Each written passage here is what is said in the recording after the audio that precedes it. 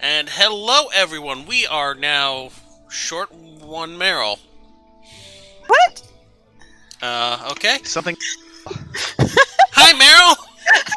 That was perfectly timed. Good job. It's like comedy of errors to them.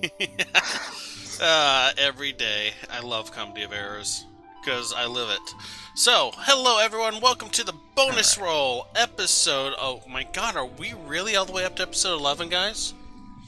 Yay! That seems like a lot of episodes. Doing pretty well. That's something like 40 hours we've done this. This justifies me putting at least 1 0 in front of the number when doing the wiki. Now we just have to get to episode 100 to justify that I put 2 zeros. That'll happen. You can have all the zeros you want, hon. So, welcome to the bonus roll, our weekly D&D Ravnica stream. With me today is Tux, Meryl, and Ziziva. We will be picking up where we left off shortly. I just wanted to do a quick couple of announcements. Our background music, as always, is provided by Sirenscape. Wonderful people, very helpful. Today we are going to be doing a giveaway during our break. We're trying to do a giveaway every week, mostly just because it encourages followers. Normally we would go something like, we need 30 followers, we're 2 followers short. If we get 2 followers by the time we go on break, we'll give them away. But no, y'all actually managed to get ahead of the curve. So, we are guaranteed to give away this set of Green Goblin dice. I am so sorry that Grigham's player is not here, because, yeah. Mostly just because, y'all being... Brigham got drunk, sir. I will handle Grigham's extraction. I actually have plans for how to remove each and every one of y'all from the game as necessary because life. Totally not ominous. I really need to work on a different way of phrasing that because you say that every time I talk about this. Let's see here now. So, hello, who we are. Other shows you want to plug? Oh, right. We had our...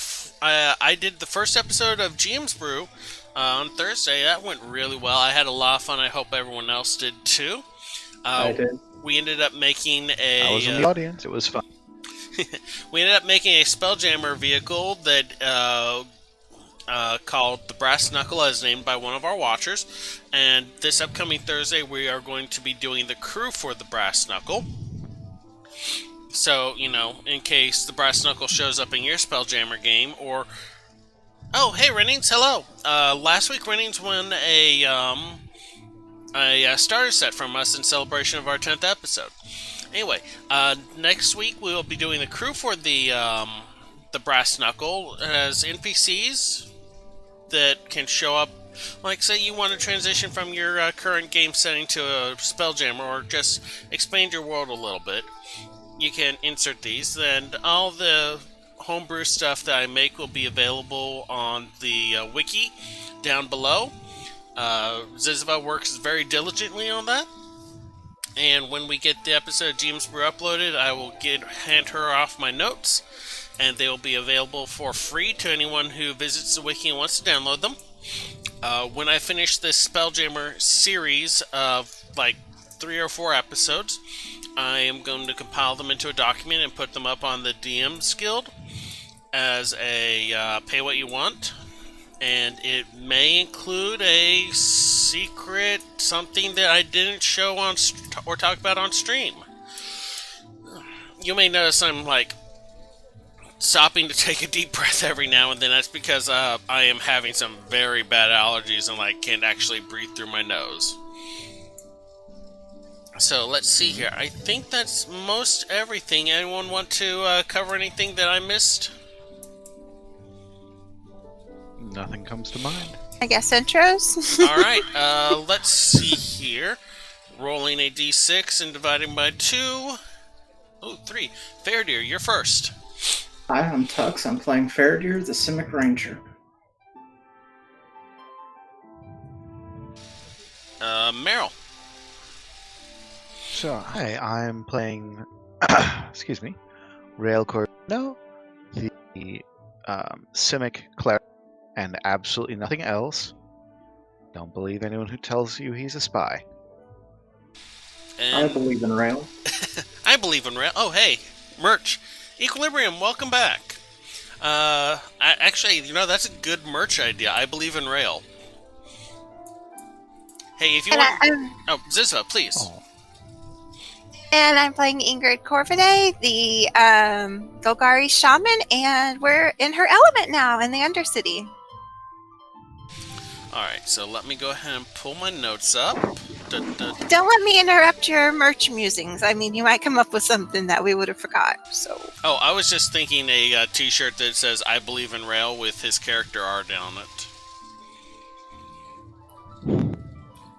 If you're viewing us for the first time, the character art in the center of the screen was made by Yara Abigail. Is that how I'm supposed to pronounce it?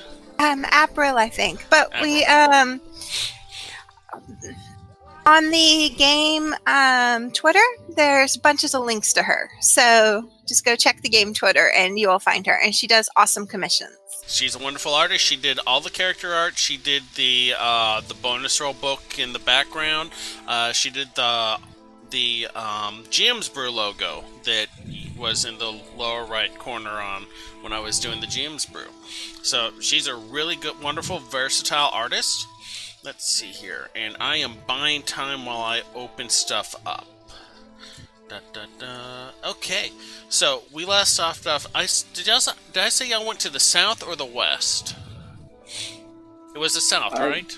Want to say south. Okay, I thought so. I was very drunk that day. I'm kidding. Yeah, we've got south. It's in the chat still. Yeah, okay. That's what I thought I said.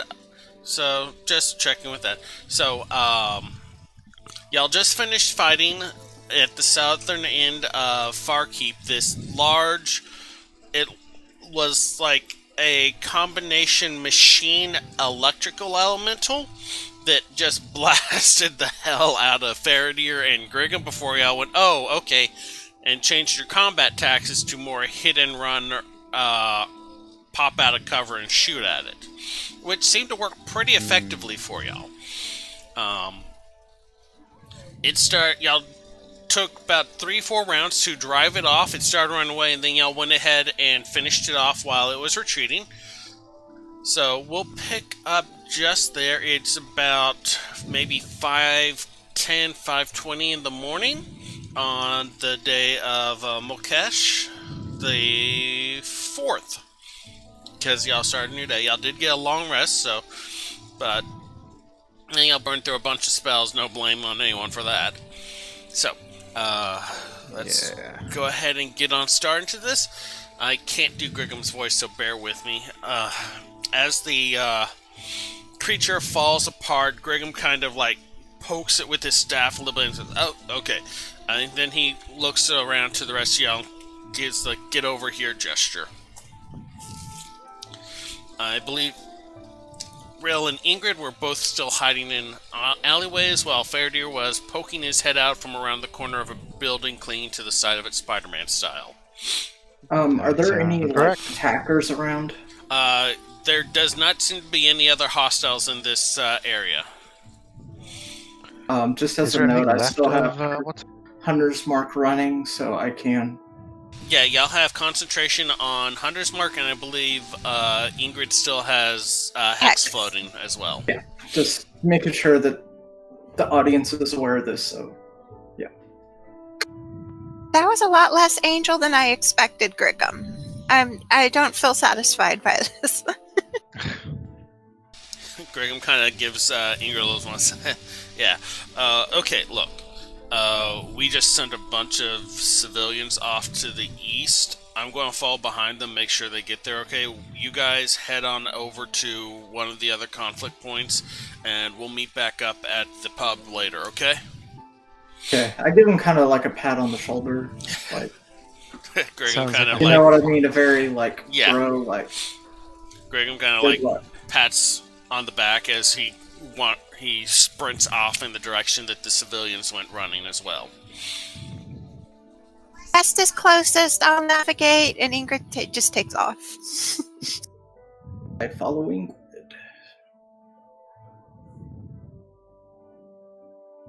Rail, you following with the rest of them? I'm following along. All right. So Undercity Pass still counts for this, right? So we get there super fast. Just playing. I would say, can I have whoever is leading this charge roll me? I'll go with perception just because this is not a navigation thing. This is a where is the fighting going on at thing. Watcher's gonna help. That's the point of Watcher. I got a 17. And Watcher actually got a 15 this. Not bad. Watcher rolled lower than you? Okay. So, y'all head in the direction that you remember hearing, like, the commotion coming from. And it takes about maybe 5-10 minutes of threading through buildings before you start hearing crashing and, like, yelling and this, like, sound. Oh my. As we I draw- think we found just As we draw up, I'll slow a little bit so we can regroup and not just rush straight into the horde. So we can keep an eye out to hit judiciously. Yeah, kind of what is the surroundings? So, the area you're in is a small village. It's about maybe 40 buildings in total. So it's not a huge area. It takes you like literally maybe 10 minutes to run from one end of it to the other. The walls of the city are about 10 to 20 feet back from the building line. And this general area is close to the area you came in at, so it's kind of a wider thoroughfare with branching pathways out between the buildings, but it's large enough to fit like carriages and horses down. This is the path that they use to lead merchant goods in and out of the village. There's a number of low-slung for one-story buildings with a second story every couple blocks. There is not a lot of build-up down here. The dancer skirt that y'all stayed at is like one of 5 3-story buildings. Everything else is 2 or 1. Okay, so I can't really get a good vantage point on top of one of the buildings. Start you looking for them. So how far away is the inn, and would I have like a sight line to the gate? The dancer's skirt that y'all were at before is maybe like a 5-minute sprint from where y'all are. You can't directly see it, but you have a general idea of what direction to go to get there. Y'all are just kind of circling around right now the conflict area. You can't really get a good look at what's going on, but you can hear like fighting just a couple streets over. So basically, whenever y'all want to move in to engage, y'all can. I think we move in. I also look for anyone who is unconscious from battle for spare the dying on the way in. Looking around, you don't really see any bodies.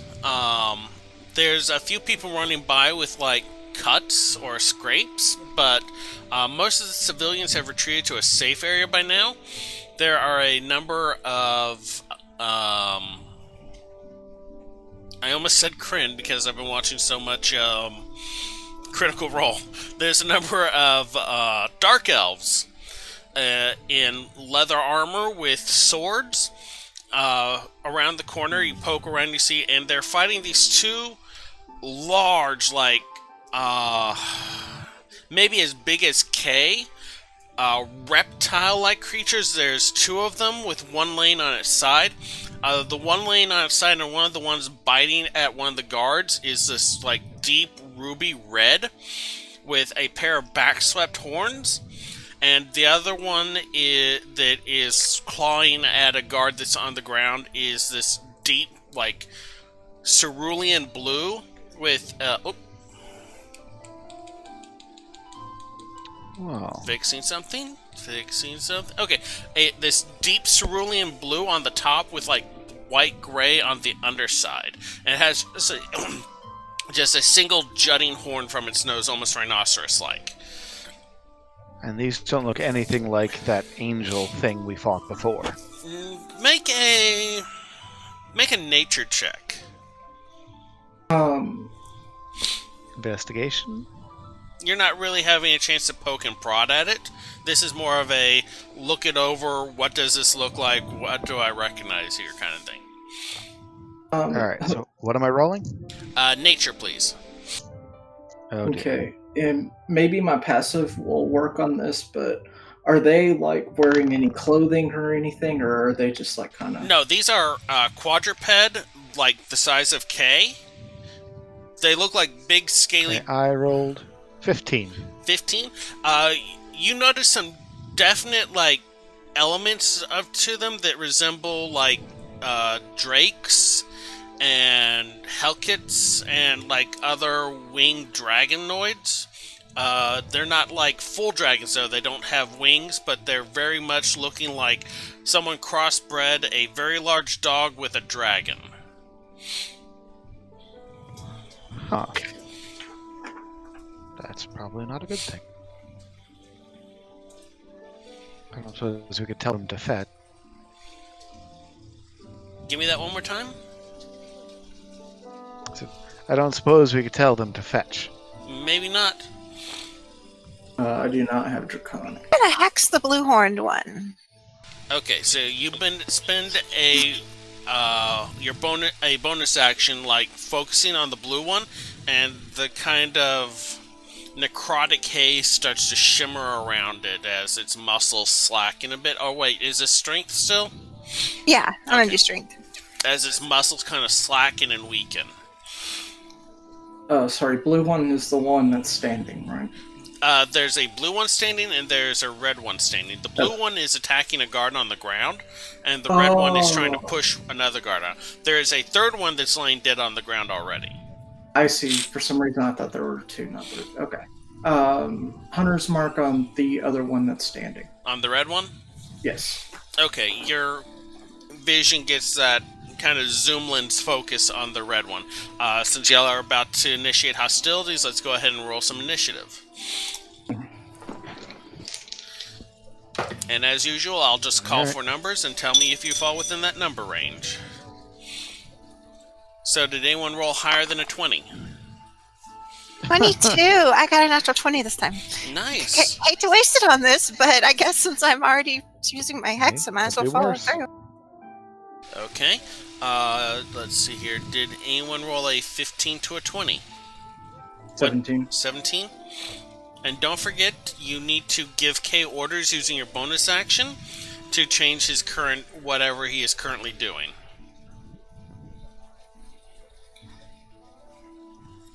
Let's see, the drakes. Alright, then, well. Rail, what'd you roll? You're the only person not on my chart. Meryl, can you hear me? You kind of broke up for a minute there. Okay, you're the only person not on my chart, so I'm just directly asking what you rolled. 6. 6? Okay, Rail is going last then. Alright, there is a red with hex. Oh, wait, blue with hex, red with hunter's mark. HM. B. Oh, right, the guards. Whoops. Thought I was done. Oh, wow, the guards are even slower than Rail. Okay, let's see here. Look, they've been kind of busy. Ingrid. They're probably not used to prolonged combat. K. Rail. Guards. Okay, so Ingrid, you're up first. You just transitioned your hex onto the blue one. Yeah, I'm going to try to go around the outside of the guards and hit it from the opposite direction the rest of the party is in with Eldritch Blast. Okay, so are you scooting around like closer to the red one or the blue one? The blue one? The blue one, yeah. Okay. Go ahead and make your attack rolls. Oh wait, no attack rolls. You still only get one blast with your next level. 18. That'll hit. Go ahead and roll your damage. Don't forget to include your hex dice.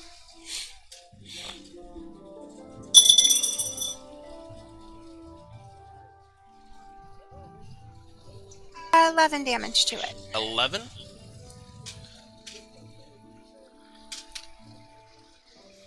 Alright, so your blast kind of just like comes in and shoots it at the side. It's like,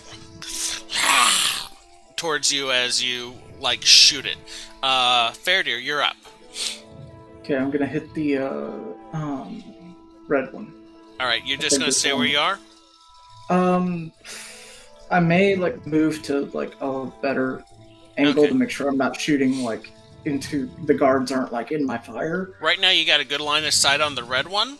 The guard that it's like was biting at is off to the side, so you can get a clear line of sight to it. Don't forget. I thought the blue one was biting at a guard. They both were. The blue one is attacking a guard that's on the ground. It has pinned, or it was before you shot it. You got its attention now. The red one was biting and trying to knock one over. Fairdeer, go ahead and make your attack roll. Oof. I think that's an 11 to hit. 11? Yeah, no, you like pull back, you fire, it's dead on, and the arrow just skips off of the scales and shoots off into the dark. Don't forget to mark down an arrow. You have a bonus action that you can use to command K or do anything else. Yeah, I'll have K kind of jump in and attack. Alright, are you directing him to attack the red one or the blue one?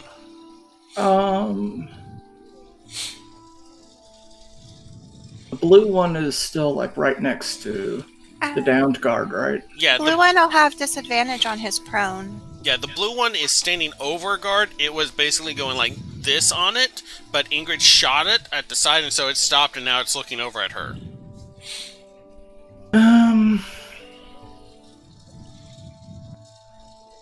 I think realistically, I'll have Kay attack the blue one to try to at least get it away from the down guard. Okay, so you point at the guard, point at the blue one, and issue your attack order.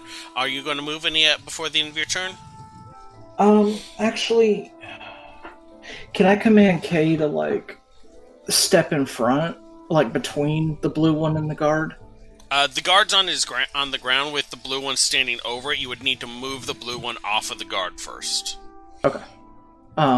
So just straight up attack the blue one then. Okay. So then on Kay's turn, it runs up and launches at the blue one, taking a bite at it. Go ahead and make the attack roll. I believe that's a 19. 19, that'll definitely hit. Go ahead and roll damage and... Hold on 1 second, let me verify that. Sorry. I think it's a plus... Yes. Okay, 19. I'm starting to get used to my weapons. Yay! Okay, damage is... Hold on. Sorry. 1d6 plus 1, and he needs to make a strength check at disadvantage.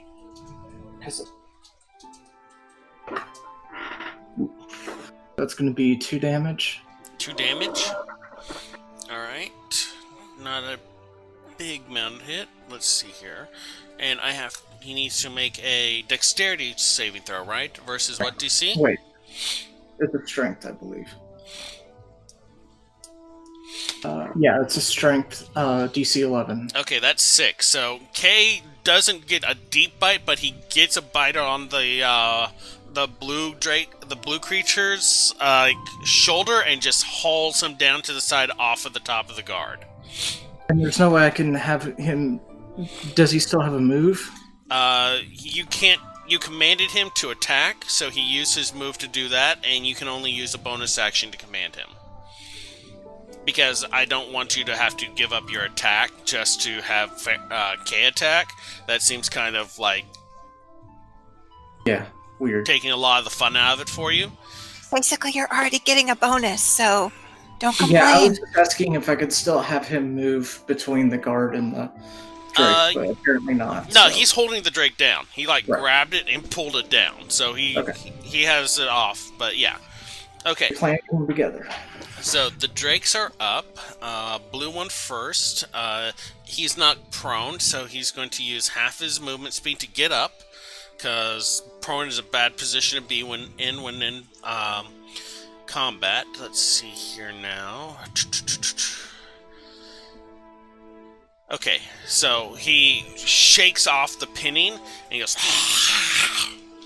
and you can see like little crackles of blue electricity around its mouth as it lashes out with its maw at Kay, trying to bite down on him.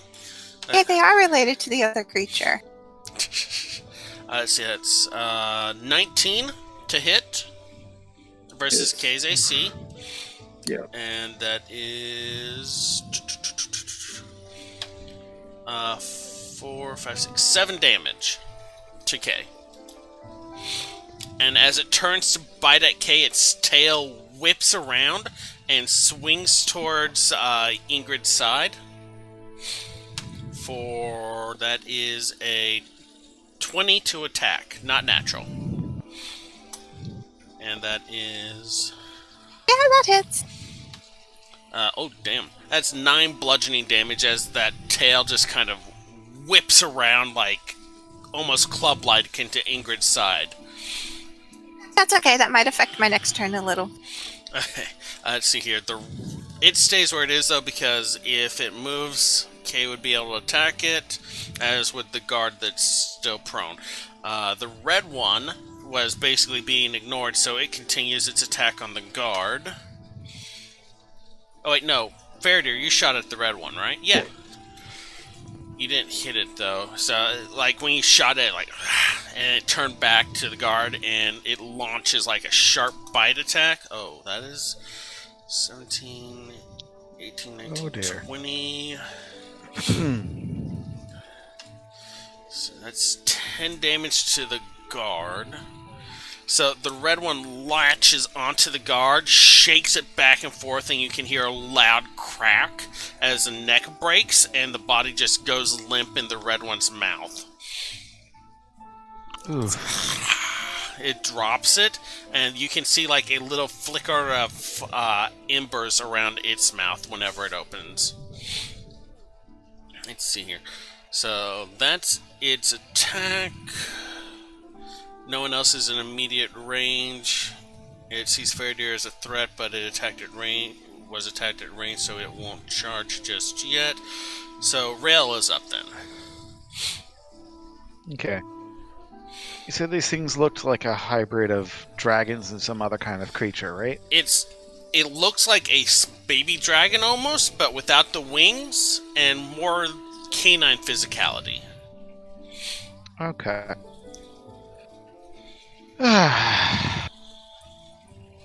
Let's see how this goes. I am going to cast Thaumaturgy on myself to bring my voice up to 3 times its normal volume. And I'm going to shout in Draconic. And I'm going to say... thinking what to say. Oh shoot, I blanked. I'm going to shout. You know what? Fresh meat over here. Try to pull their attention away. To you? Or to... Yeah, why not? Okay, make me a... I would say go ahead and make me an intimidation roll. Just because you're trying to, like, go, hey, you're supposed to be looking at me. Yeah.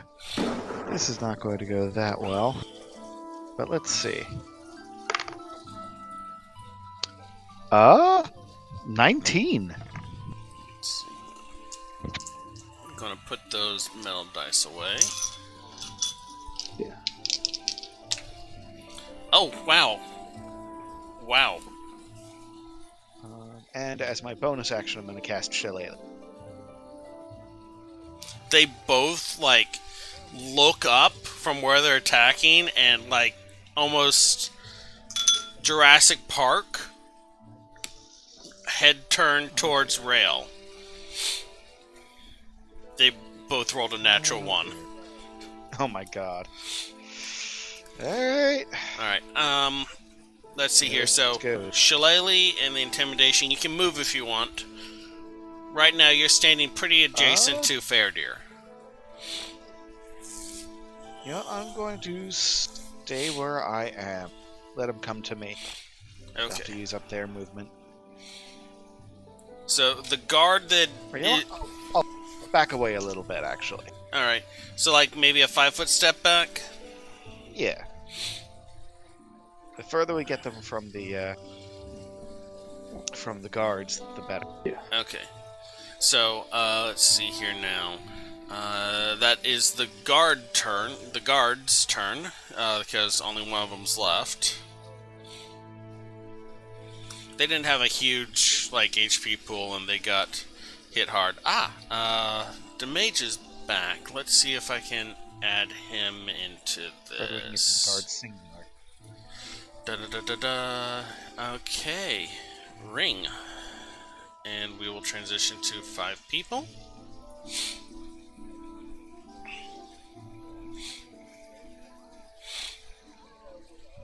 And... Hello!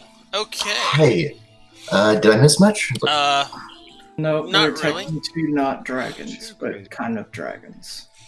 Yeah. And, they killed one guard already. So it's going pretty well. Go ahead. 2 days left to retirement. Go ahead and roll me a initiative roll real quick, and we'll have you I arrive. knew I was forgetting something. One moment, I have to get my dice. Okay. Still good to see in the... Yep. Alright, so while we're waiting for him, the guard that was on the ground pushes himself up, and he starts kind of limping away. He moves past Ingrid, like looks like he's hurt pretty badly. So he is going to use his disengage and move to try and get out of combat to get some aid and try and provide aid from a distance. So this is, I will use a marker for the countdown until Grigum arrives in 3 rounds. Actually 2, he's not that far away. Okay, so we're back at the top of the turn order. Ingrid, you're up. The guard just rolled over, stood up, and kind of limped his way past you. Both of them are looking directly at Rail after he shouted something very loudly, and I don't think you speak Draconic, so you don't know what he said. Could I use a bonus action to hand one of Maine's potions uncorked to Watcher to give to the guard that just got maybe hurt? It's pretty close to a use item, which is an action, but since you're not actively using it itself, you're more popping the top and giving it to your little shoulder dragon. I'll go ahead and say you can use a bonus action for it. Okay, I'd like to do that, and I want to cast Armor of Agathis for my action. And then I want to move up and flank the blue one with Kay. Okay, so Armor of Agathis, that's going to give you... Okay, and it'll take frost damage when it hits you then. Okay, so you breathe out that, like, ghost passing through me breath that the others have seen before, and like a little frost settles on you, and you, not confident, not so much stroll or not so much sprint, you just kind of like slide into that position where like you're at the opposing side of the creature from K. Works for me. Alright, Faradir, you're up. Brigham, you will arrive in 2 turns. Alright, look. So how And close are I they to roll up me? initiative, right? Roll it when you get in. Until Alright. then, don't, because it may be over by then. What were you asking, Faradir? How close are they to me? You are currently about, let's see here, 10... Oh, it's gonna be dragged. About 30 feet away. Okay, I think I won't. And can I kind of gauge how fast they move at this point, or no? Like, their heads whipped around pretty quick. Their physicality makes them appear like they would probably move a bit like Kay. So you can get a general idea that, like, if they wanted to, they would be right up on you in a matter of seconds. Okay, I think I'm going to try to move back a little bit. In that case, Like a 10-foot step, 5-foot step. 10 to 20. However, Okay. where they're still in range and whatnot, and I still have, eye contact on them, but I'm not just like right in the Okay. line of. So if that makes sense. yeah, you take a few steps back. You get about even with Rail, and then like look over at Rail as they're all looking at him, and take like a couple more steps back. Yeah. And then I'm gonna fire at red. Okay, at the dragon. red one, go ahead and make your attack. Okay, that's gonna be 20. 20. That'll hit. Yeah.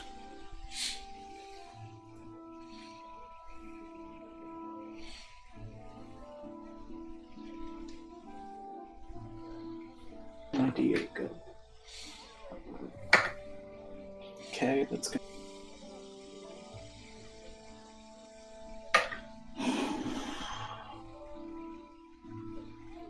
$11. That's including your hunter's mark, right? Yes. Alrighty. So the arrow, like you let it go, and where the first one just kind of bounced off the shoulder, this one sunk into that meat just behind the shoulder blade, and you can see it's like, and it's turning its attention back from Rail to you now. Are you going to use a bonus action to change Kay's orders, or otherwise he'll continue attacking the blue one? I think I'll have him stay on the Okay, so blue one. How's the guard looking? he noped right on past Ingrid once he got up. If he doesn't stay on the blue one, I'm going to be annoyed because I gave him advantage. Yeah, he's pretty much going to stay on blue. Okay, so you have a bonus action then that you can use to do something if you have something you can do with your bonus action. Wow, that was a horribly constructed sentence. I think I'll just burn it. You'll just what it? Burn it. Okay. Okay, so Kay has advantage. Alright, so the next Kay's turn comes up. He is flanking with Ingrid, so he has advantage. And I just lost everyone. I still lost Meryl, but we got Ruby back in my. Okay, someone see if you can ping Meryl. Go ahead and make the attack. Oh, Meryl, can you hear me? I can hear you. Can you see me? Connection just had a hiccup. Yes, I can. Okay. Alright. Alright, Dizva can't see Meryl. Can you hear Meryl?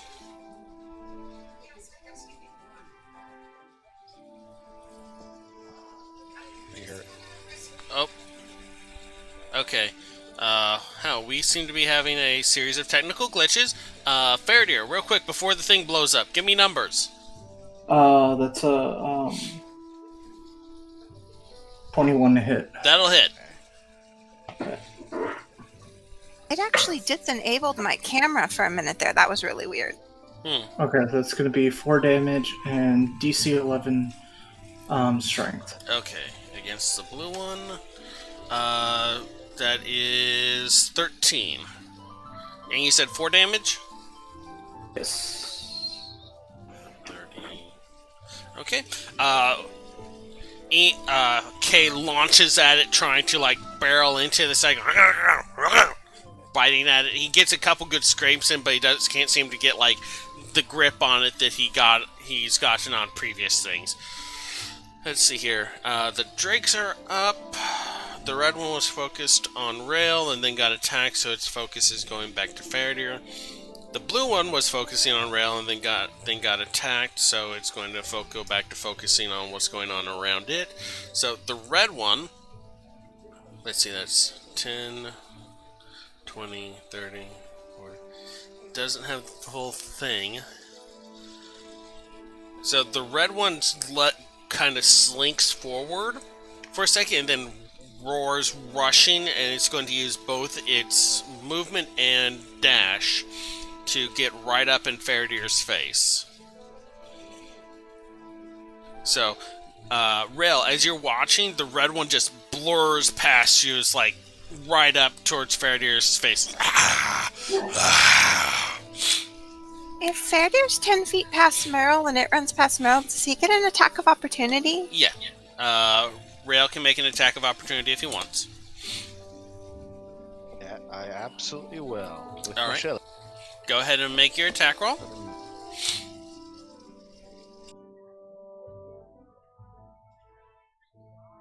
Oof, 12. 12 on the red one. Nope, sorry. You oh nope, and kind of swat its rump with the bird top, and it just moves forward a couple more feet, getting closer to Faradir. Okay, let's see here. But that does make it your turn, Rail. You get your reaction back at the start of your turn. Okay. Pardon. So it's my turn. I'm a little bit low on.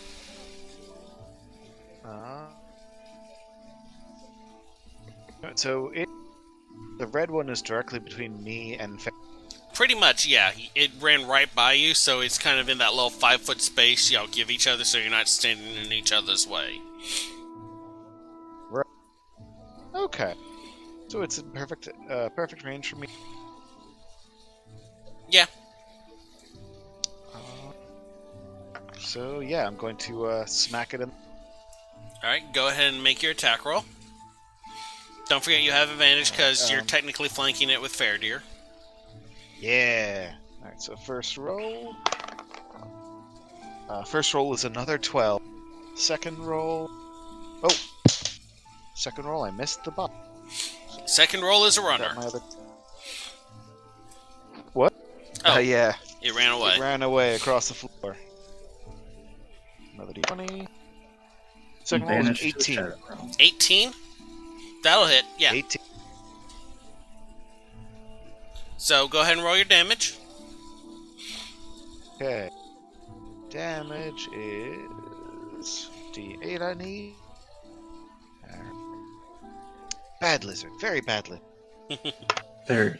Ooh, 12 damage. 12 damage? Oh, wow. Let's see here, that is... Yeah, that was a max roll. Nice. And is anybody looking hurt? I don't remember if anybody was still injured after that last... Still pretty injured. Ingrid got a good swat on her, and Faradir got roughed up a bit during the last fight. Okay. In that case, I'm going to cast Healing Word as my bonus action. Don't use it on me.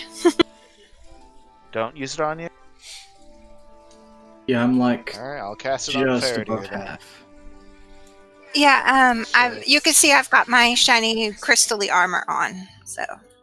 Yeah, no, that thing would have hit Faradir with both a bite and a tail sweep if he hadn't had to burn his full movement to catch up to him. So moving back like that kind of saved your butt there. Yeah. Okay. Casting Healing Word. Alright. So Faradir gains back 8 hit points. That's not bad. Right, if I move away, I'll get an attack of opportunity, right? Yeah, So I'm it'll gonna stay right. take a swing at you. Did Watcher take the potion to the guard now that the monster's gone? Yeah, it flittered over to the guard. since Watcher is not involved in this combat and you didn't roll initiative, the guard will get it on his turn. Okay, yeah, it may or may not work. I just gave him one of Maine's that sometimes hills. So. Sometimes. Okay. So, we just lost Rail. I'm going to assume Rail is done with his turn. Welcome back. Hi. Did you have anything else for your turn? You use your action, your bonus action, you're not going to move, right? Turn. Okay.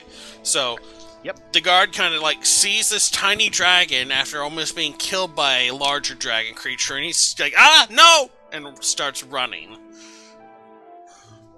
Well, those are the only ones in my pocket. The others are in my pack because I just took them from Fair Deer, like on the way to the sub-tram. So. Well, no. This guy's mentality is we're being attacked. I wanted it for the one that went limp. The one that's dead? He doesn't get like a 3-turn or death or anything? Like a 1-turn? He was being attacked. He took like 10 points of damage, which put him like down. And then the follow-up attack was 2. So, I mean, yeah, I'll go ahead and like, yeah. Sorry, I misunderstood where you were sending Watcher. Let me go ahead and roll dexterity for Watcher for me. Because this guy's unconscious and he doesn't have hands. 13. Can you hear me on there? Me?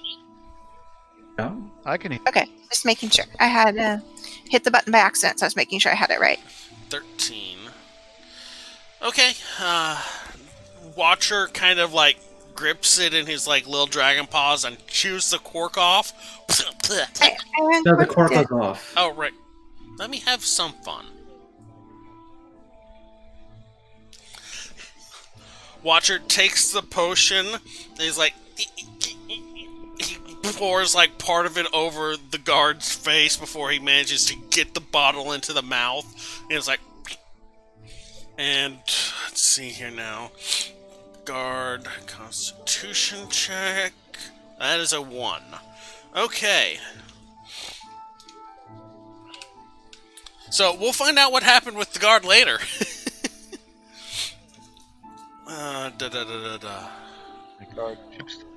The other guard is still noping right the hell out of there. Because he was down to 2 hit points. Let's see here. So, that brings us to the top of the round. That means Grigum will arrive as soon as the mage gets back. Until then, Ingrid, you are up again. Well, Ingrid looks at the fact that she's standing right up against the lizard. Thinks about trying to Eldritch punch it and doesn't think it'll work, and grabs out her kitchen knife and stabs at it. Luckily, flanked by flanked by Kay.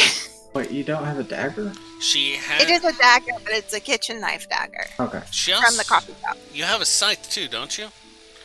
I'm trying to remember your loadout. Yeah. But yeah, anyway. Okay, so everyone look out. The Warlock's getting stabby. Go ahead and make your attack roll. You have advantage.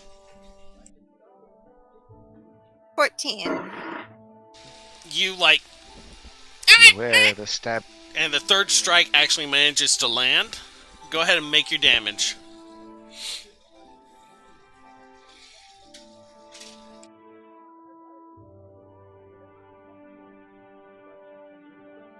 Four damage. 4 damage, okay. So, like, That's you the kind dagger. of stick it into its side and twist it a little bit, and you got, like, a nice little gash. It definitely noticed that. You will be dinner! Alright, Fair Deer, it's your turn. Okay, what kind of action is it to change weapons? It is a action. You would have to... Full action. Yeah, Okay. you would have to ready another weapon. Okay.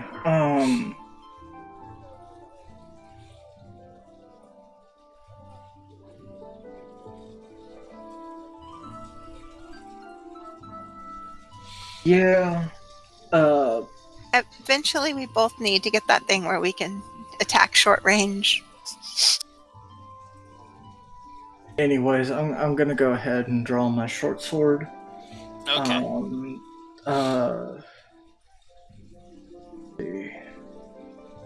I'm flanking with. Yeah, this people, you're right? flanking with Or Rail Terry. right now. Rail. Okay. Wait, where's I got Ingrid in all this? Sorry. Ingrid is flanking with Kay. And Right, she is okay, about okay. 60 feet away from you now. Right. Yeah, draw short sword. Okay. And I think that there's nothing I could do with a bonus action like a kick or anything like that since it's right on top of me, right? Let me check your sheet. View. Probably a stupid question. Hey, But no, there's no stupid questions except if you cross the international date line on your birthday, do you still get presents? how is that a stupid question? that seems like a very important. Yeah. Let's see here. Yeah, all I'm seeing is you able to do is 2-weapon fighting, which you can't do because you just now drew your weapon. Ensnaring Strike and Hunter's Mark, which you already have one running and the other one would require you making an attack. So yeah, there's not much you can do on your bonus action other than give Kay an order. I don't even really want to do that because I think K's where he needs to be. So I guess I'll go ahead and do K's attack. Alright. And that's with advantage still, correct? Yep, because he's still flanking Ingrid. Okay, that is 15. 15, that'll hit. Go ahead and roll damage. It's gonna be 4 and strength 11. Okay, let's see those. 4 damage. These guys are starting to look pretty rough between the two of them. Like, the red one between... Oh, wait. That was the wrong one I wrote down that day. Wait, no, that was the right one I wrote down that damage on. Yeah, the two of them are looking a little rough between the small number of cuts on the blue one that's starting to bleed, and just that big thump that that Rail gave the red one. Oh, 14, 15, 16, 17. So Kate just can't quite. He's like doing lots of like bites and scratches at it, but can't quite knock it down. Yeah, he's really more trained for probably things that go on 2 feet, not 4. Did you do disadvantage for the prone? Oh, you're right. I've been doing that. I forgot to do it this time though. 5, 6, 7. Yeah, 8. Right. Thank you for reminding me. No, he like Kay just shoulder checks the thing and bites at it a couple times while it's down. Then, so it is prone again. Alright, so that was Kay's turn. It's Drake's turn. The red one will go first, and it will launch a bite attack at Fairdew, who's all up in, whose face it is all up in. That is 8. So I don't think that hits. No. Alright, so you kind of like, no, bad, no, at its face, and the tail whips around, striking at Rail. 13, 14, 15, 16, 18 hits. 18 to hit? On Rail? I can't hear you. Can you hear me? No. Cut out for a second. Yeah. My AC is... Your AC is 18? 18 hits me. 18 hits? Alright, so that was a tail whip. So at least it wasn't as bad as the bite. Although that is a pretty rough tail whip. 5, 6, 8 damage. So, while it's biting and trying to claw at Faraday, its tail is just whipping around, striking Rail a couple times in the side. The blue one is prone, so it spends half of its movement to get up and turns and attacks at K with the bite. The damage from the tail strike was 8 damage.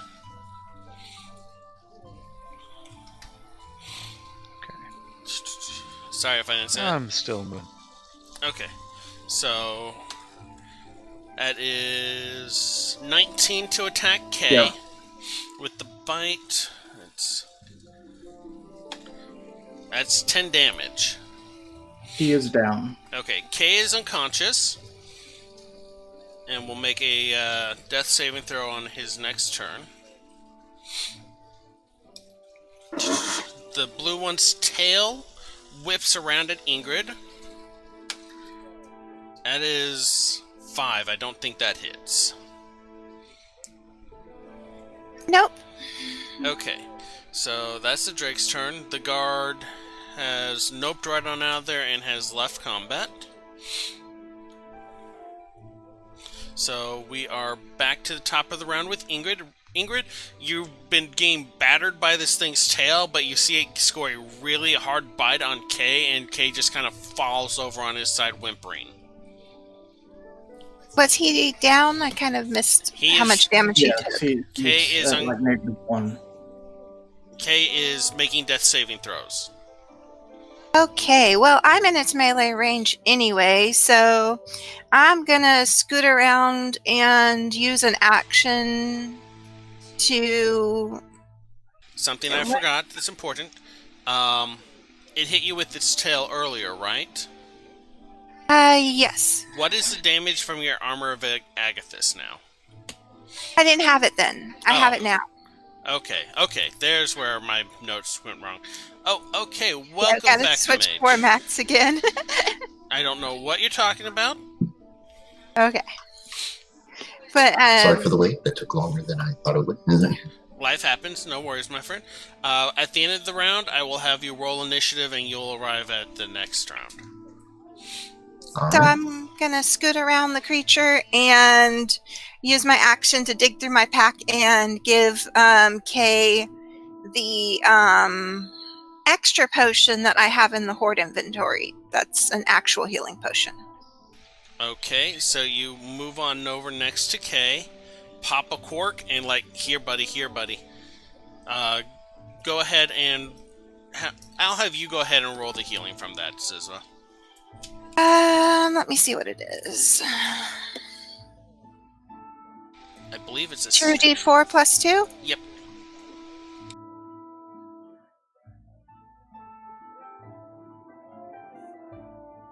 Seven. Alright, so Kay is back up with 7 HP. And I use my bonus action to try to tell him to just worry them and get their attention and bark away from them, but don't come close. Okay. So, Let's see if that works. Here you go, but here you go. Alright, so Faradir, you're up. You just saw the blue one take Kay down, and then Ingrid run over to his side and heal him back up. The red one is still right up in your face, though. Okay, how close is our... I know there's kind of 2 fights going on. How close together are they? Let's see 60 here. feet, I think he said earlier. Yeah, there's about 50 feet between the two of y'all. Okay, I'm just gonna smash the one in front of me, hopefully. That's a... Don't forget to roll with advantage because you're flanking with with Rail. Good. Good. That's much better. 20 to hit. 20 to hit. Don't forget to include your hunter's mark in your damage dice, but that definitely hits on the red.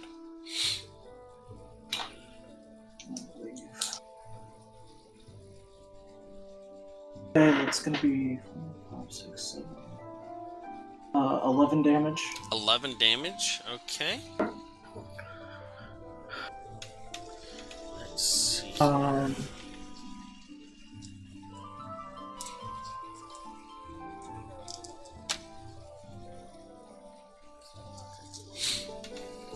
So, are you going to use a bonus action to give Kay a command?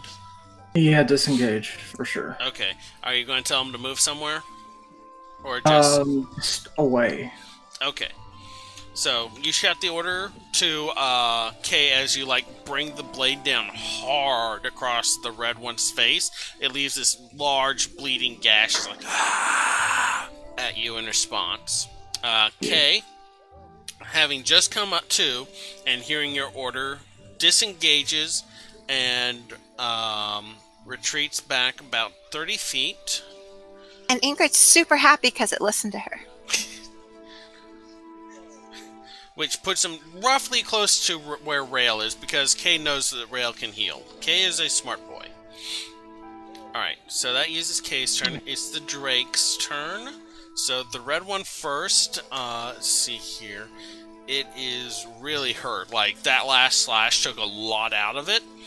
So it's going to focus its attacks on the person that did that damage to it. So for the bite attack, 11. So I don't think that hits. And the tail attack is 13. I don't think that hits either. No, is that against me? Yeah, they're both against you. No, just missed. So you can see this thing like going into a frenzy. It's like flames are flickering around in its mouth. It's just wild swinging and biting it.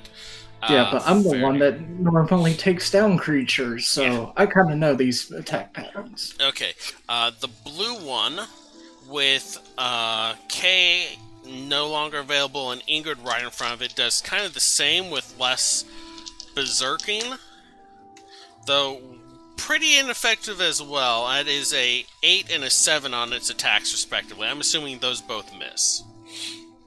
Yeah, those both miss. Okay. So, Rel, you are up. Okay.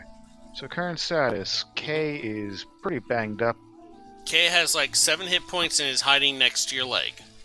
Yeah, honestly, Kay's probably not going to be a really good combatant in this fight, because any healing will probably just go down in one hit, so...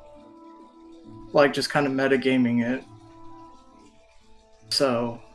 I think we probably need to just concentrate on... Both the lizards are still... Both the Drake... I didn't catch that? But neither one is particularly happy. Both of the Drakes are still up, but neither one is... Yeah, they're both looking pretty rough. The red one y'all been beating on is really bad shape. The blue one that just Ingrid is holding against the line now looks pretty bad too, but not nearly as... It's a lot more small cuts than big gashes and heavy blunt impacts.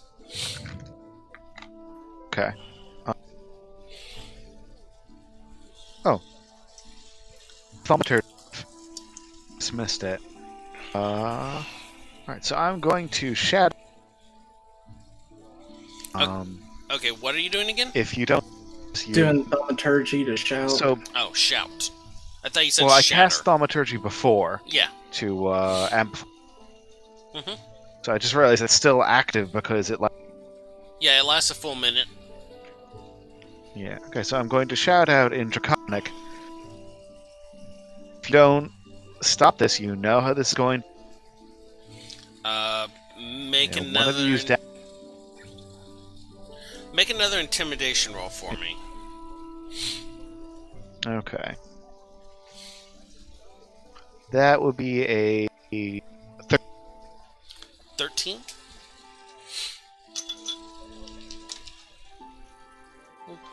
Okay. I'd like anyone who does not have a passive perception of 15 or higher to make me a perception roll.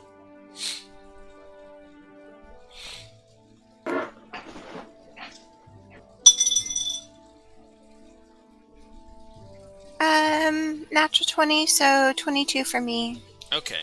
So, That's where I get all my natural. 18 for Watcher. okay. So, as Rail is shouting this, you, pretty much everyone in the party can see off, like, at the wall. Oh. Just lost Ruby again. Or, sorry, Demage again. Everyone who's, like, in the area at Rail shouting, 2 more lizard heads kind of pop up over the wall, and their heads are scanning around. So definitely that. Gotta fix layout again. I already fixed it. Okay, so Rail is Rail doing anything else? That was your action. Well, did it look like the lizards reacted at all? The 2 that y'all were in combat with did not seem to like they looked towards you for a second, but they did not seem to like pull their attention off of their current targets. Okay. In that case, healing word on. That's going to be D4 plus 4. So Kay gets back 5. Okay, so you heal K up another and 5. I'm going to attack the. Yeah, you didn't cast a spell, so okay, yeah.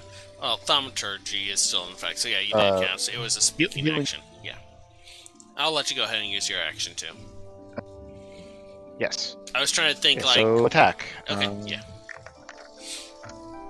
Am I still? Sorry, I'm still flanking. You're still flanking with Faradir. Okay, so that is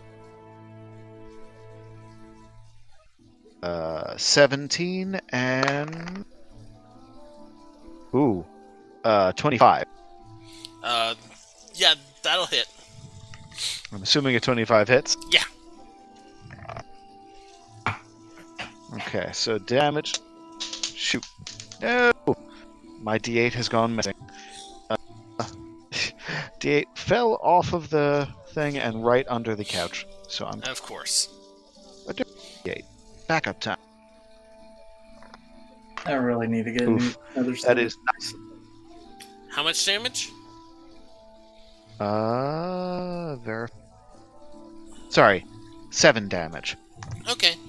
Like, you hear this, like, nice mean thunk as it lands on the bow lands.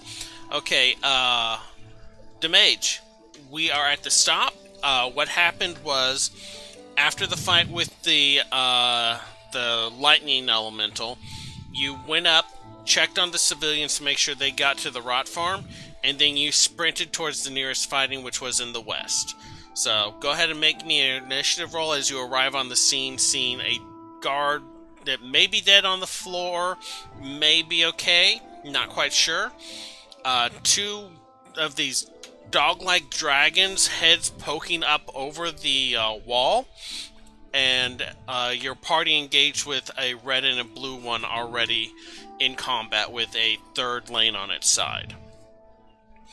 So let's see your initiative and where you fall in the ranks. About time. I was like, actually, wait. Why not just be like, hell, it's about time.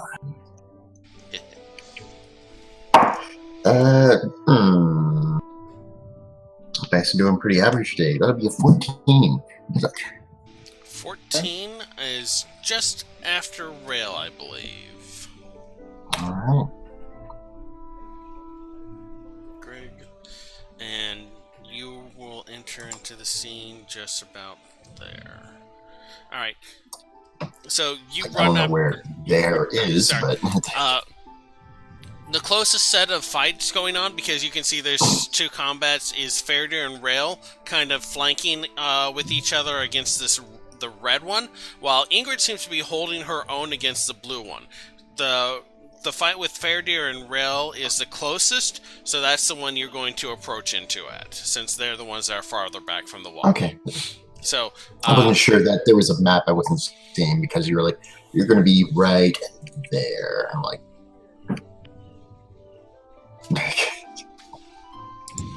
it's like a football play.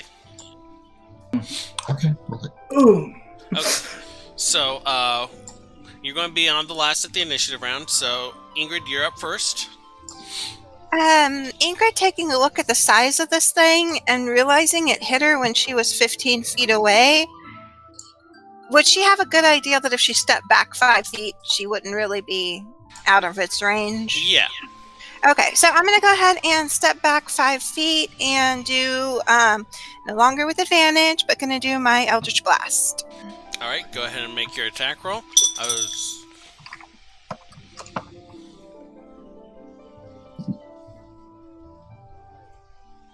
19? 19, so that's definitely a hit.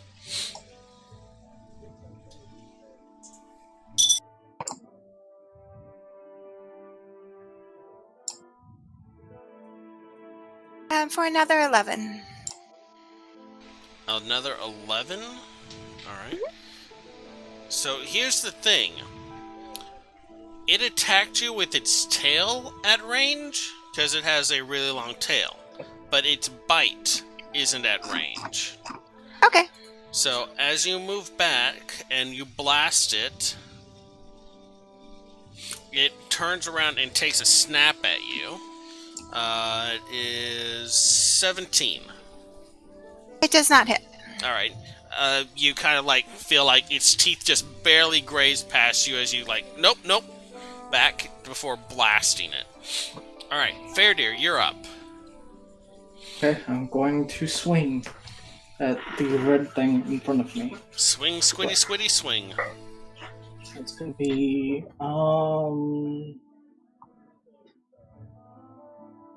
20 to hit. That'll hit. Go ahead and roll your damage. I have to admit, the music is pretty serene for this battle. Oh, every time. Thank you. I didn't even think about that because I don't usually leave like background music on like when I'm doing games or anything. I just kind of tune all that out even if I have it. Okay, so that's... Goodness gracious. Fortunately, this is going to be a pretty long battle.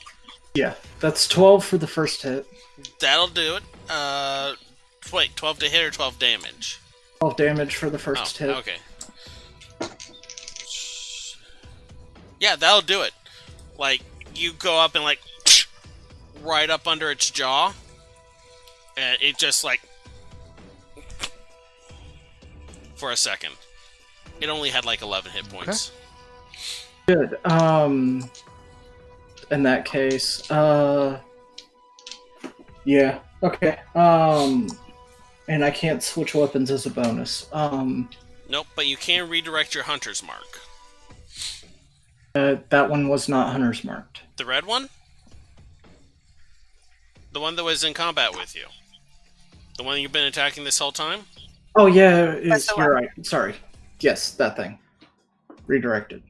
Alright, so are you going to pop it on one of the two that you saw poking their head up over the wall? Right now I'm just gonna pop it on blue. Okay. Finish it off. Okay. So that was your attack, then that was the hunter's mark. You can move if you want. You could move right, let's see here, that's 10, 20, 30. You won't be able to move like right up into melee range with it, but you'll be able to move close enough to hem it in. I want to move like to some closer to it, but also where I can keep line of sight on the two. I believe it was two lizard dragon hybrid things.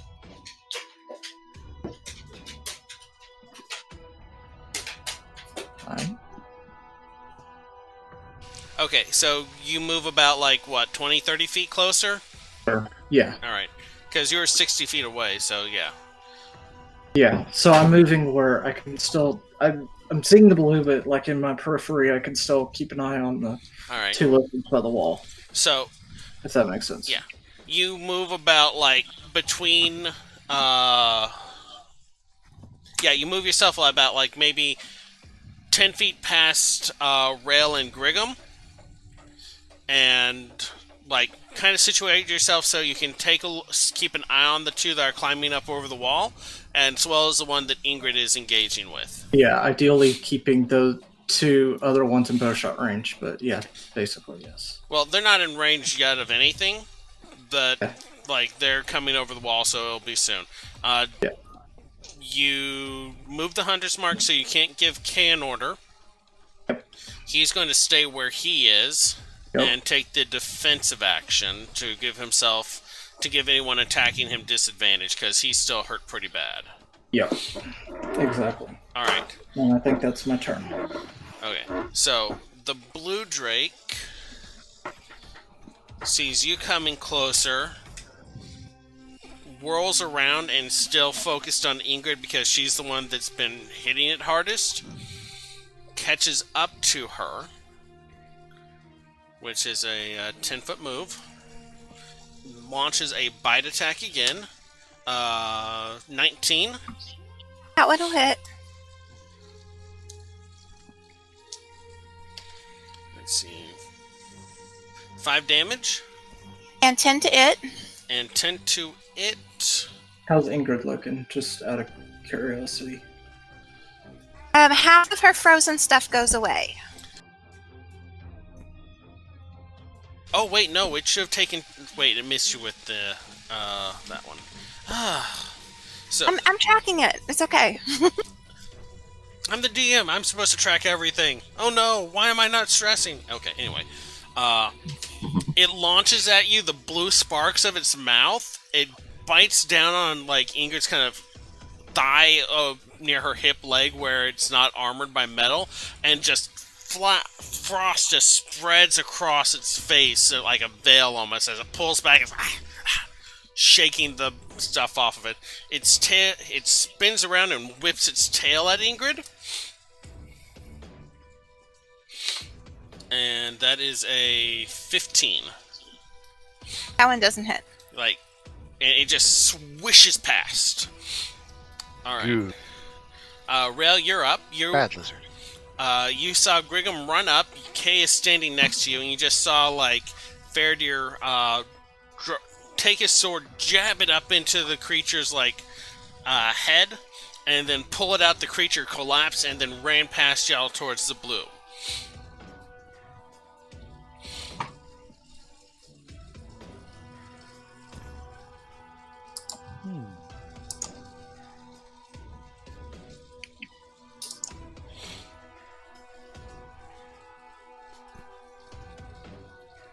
Excuse me.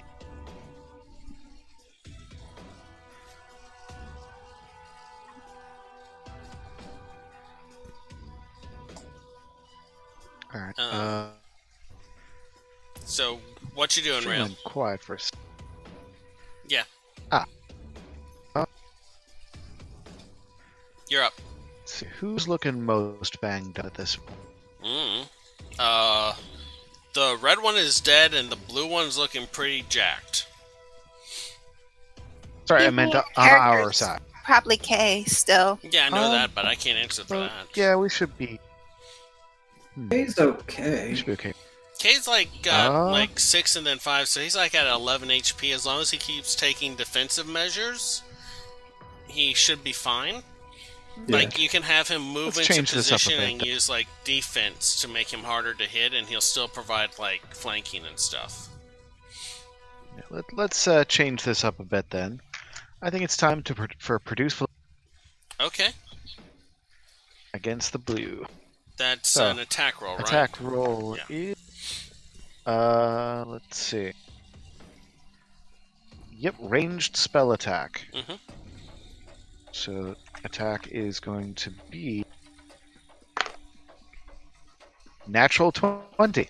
Ooh, double Of your course, dice. I don't think this can crit. Yes, you can. So. Oh, You can crit on any attack roll. nice. All right, so damage. So I take the result or take the number of dice. Number You of dice. can. It's your call. I let y'all choose if you want to roll double dice or if you want to double your damage. So I rolled a 6, so 12 damage. 12 damage. fire damage. Okay, so how does this thing die? Ooh. So this is the blue thing with the lightning crackling around it, right? Yeah, that just got a mouthful of frost from biting Ingrid. You know, I am going to snap my ball of flame and throw it right into the frost, filling this thing's frost plus fire equals steam Okay. blow the thing's head off. So you take the fire, holding your hands like, ah! And it almost looks a bit like Ingrid's Eldritch Blast. And there's a column of flame just jets into the creature's mouth, and the electricity and the cold left over from biting Ingrid's armor mixed with the heat, and there's like this, and just a rolling wave of destruction, peeling back its head until like it just like collapses on the ground headless. Y'all got about maybe 6 seconds before the next set of like join the fray. They're climbing over the wall. You can like see them raptoring around and climbing down the side of the wall. I have a pretty good range yes. on Eldritch. I mean, 320-ish feet or something like that. Do I have 6 seconds, or actually could I engage? I have 240 feet. We're not leaving combat, so it's currently Grigum's go. So it would be Grigum, and then you would be able to attack, and then Faradir and stuff like that. So Grigum's currently up on the thing. Grigum, you've seen like all this happen. Like your friends just like, oh wow, shit, they can fight. Is that a comment of the dragons or of my crew? Both, honestly, yeah. Yes, yeah. I was like, yeah. No, that's fair. That's fair. So, I'm guessing I'm going to have to at least move, right? I was like, yeah. I mean, you'll have to move closer if you want to fight them. yeah, I figured that was the case. So yeah, I will. Is one of the dragons currently being flanked? It's like, I mean, the dragon I've come up on. None of them are. They're currently climbing over the top of the wall. You'd be able to get up to the wall if you use a both your movement and a dash action. I'm sorry, what? They're climbing? They're climbing over the wall. Like, the wall is here, and like they poke their head over, and they're like doing this down the side. Okay, but are they climbing in or climbing? They're climbing out? in. They're climbing in. They were outside. Rail shouted something, and it caught their attention, and they started like, "Oh, there's something over here." They started climbing up the wall, and now they're climbing down the other side towards y'all. Okay. And they didn't show any sign of comprehension. Like, no, these things are like, "Oh, there's a loud noise over there." Intelligence 3, I rolled to see if they'd understand what was going on, and got like a 2 on both of them. Okay, so is the only way for me to hit them being a ranged attack, or can I just like? Right now, yeah, you are is about there melee range? You're 60 feet from the wall, and they're 10 feet up on the wall because they're climbing over it. Okay, all right. And there's no easy way for me to just make a leap attack at them, huh? Not really. I mean, they're 60 feet away, so you'd have to move within your range anyway. I think your movement is 40 still, right? Or is it 30? Yeah, my movement is 40. It's like... Yeah, you can't climb. Well, my only ranged attack got deflected by an angel, so...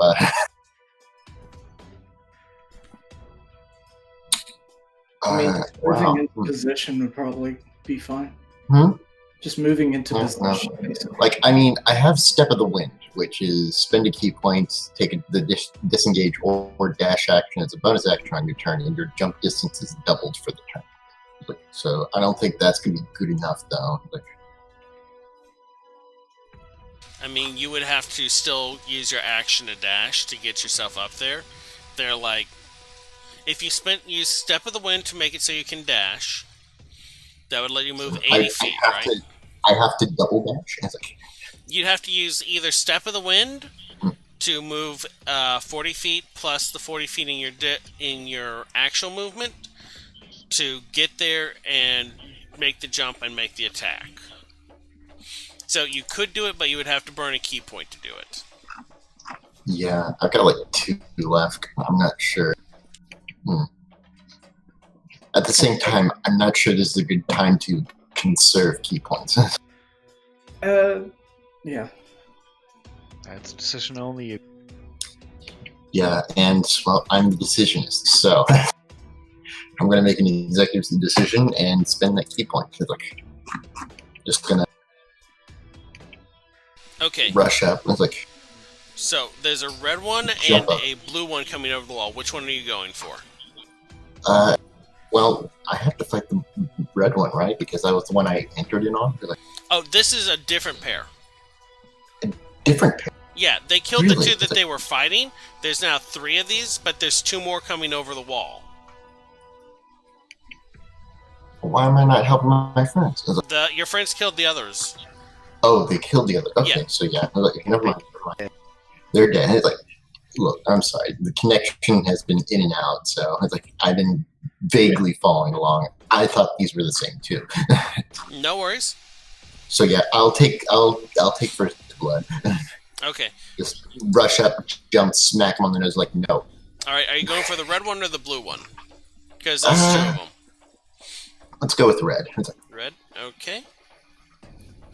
So you kind of like feel that burst of speed as the energy just flows through you, and you dash past Faradir and Ingrid up to the wall. Like take a couple steps up and make your attack roll.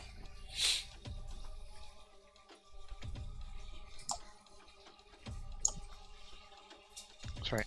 What's your attack? And Attack roll. Kind of. What's your attack roll? Your attack. What are you doing? I'm going to assume you're asking me to make an attack roll. I am asking you to make an Nod attack yes. roll. Okay. All right. Also, just a quick clarification. Is this just my single bonus action for the full dash, or did you need me to spend my move action while I was at it? It used your move action and your bonus action dash. Because you're 50 feet away, so the only way you would have been able to get there is if you had both used... or, sorry, 60 feet. I'm just curious. Like, dash is full movement, right? Dash lets you Or is move it double up... movement? Dash lets you move up to your movement speed. Okay. So Dash moves up to my movement speed. Yeah. So you can move, which is 40, which would get you 40 feet, 20 feet away from the wall. Then you use your dash action to get yourself another 40 feet of movement. So that gets you right up to the wall. You have about 20 feet of extra movement, which you're going to use for the jumping attack. Okay. And I won't take any penalties from moving out of their range from falling because of mobility. Yeah. I assume. Yeah. Things like And plus, falling, being I'm pushed. falling. Yeah. Things like falling, being pushed, and stuff like that do not trigger attacks of opportunity. Now, for how ballsy this is, do I get an advantage? Because they aren't expecting it. Just because I like the idea of you kind of monk running up the wall to take a swing at them, I'll go ahead and give you advantage on this, because they would not expect someone to attack them while they're climbing down a wall either.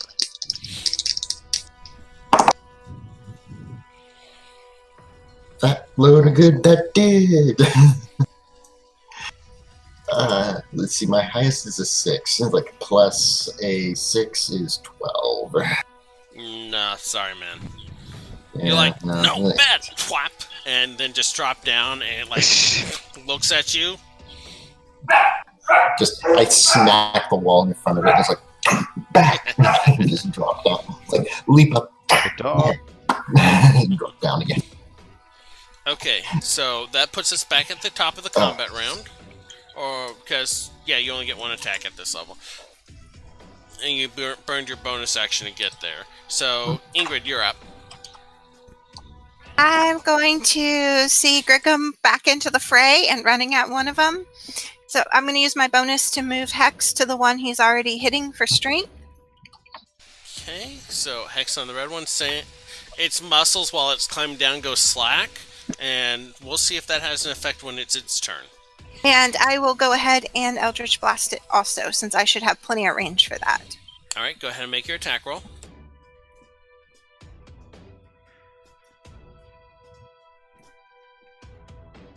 $18. That'll hit, yeah. Go ahead and roll damage. And then after the damage, I'm going to move back my movement to get closer to where Rel and K are and take advantage of my range. Okay.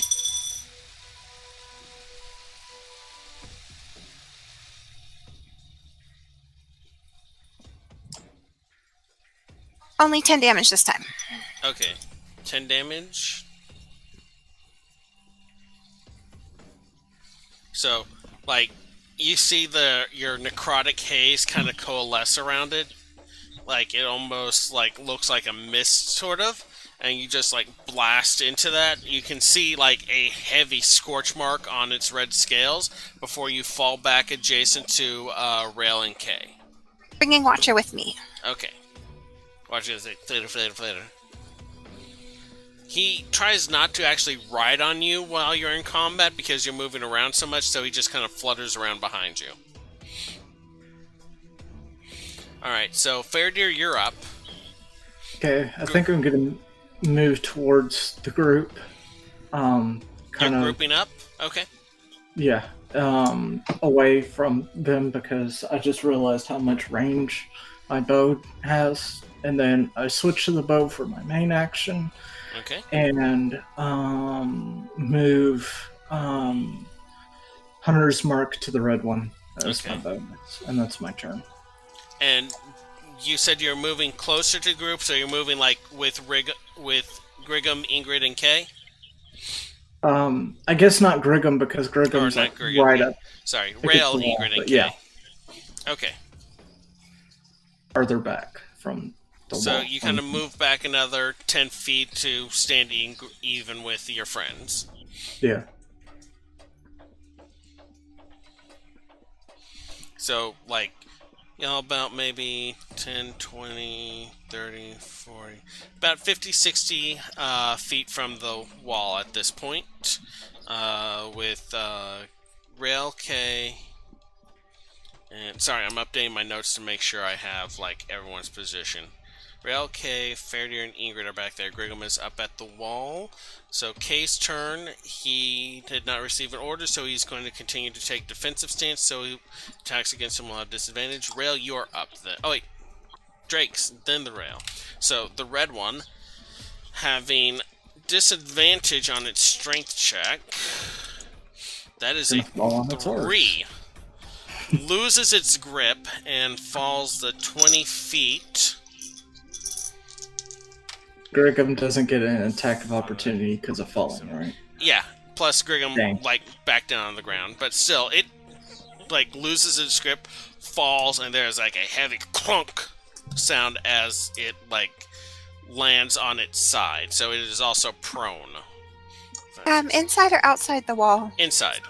They were inside the wall. It's math.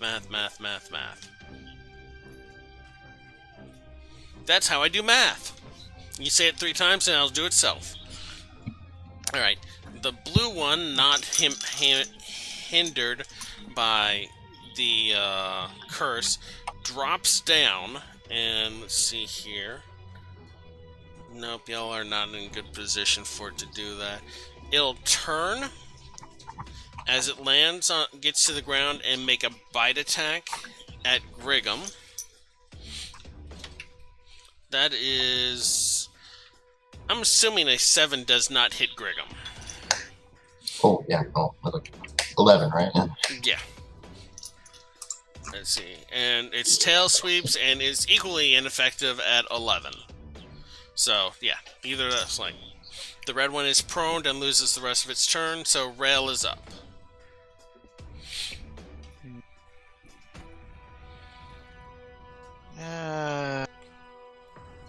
I like to imagine Griggum just dodging weed and yelling. Like, yeah, Griggum like, whoop, nope, oh, nope, Um, bad touch. Running More like, really low more on like Jackie Chan. I was like,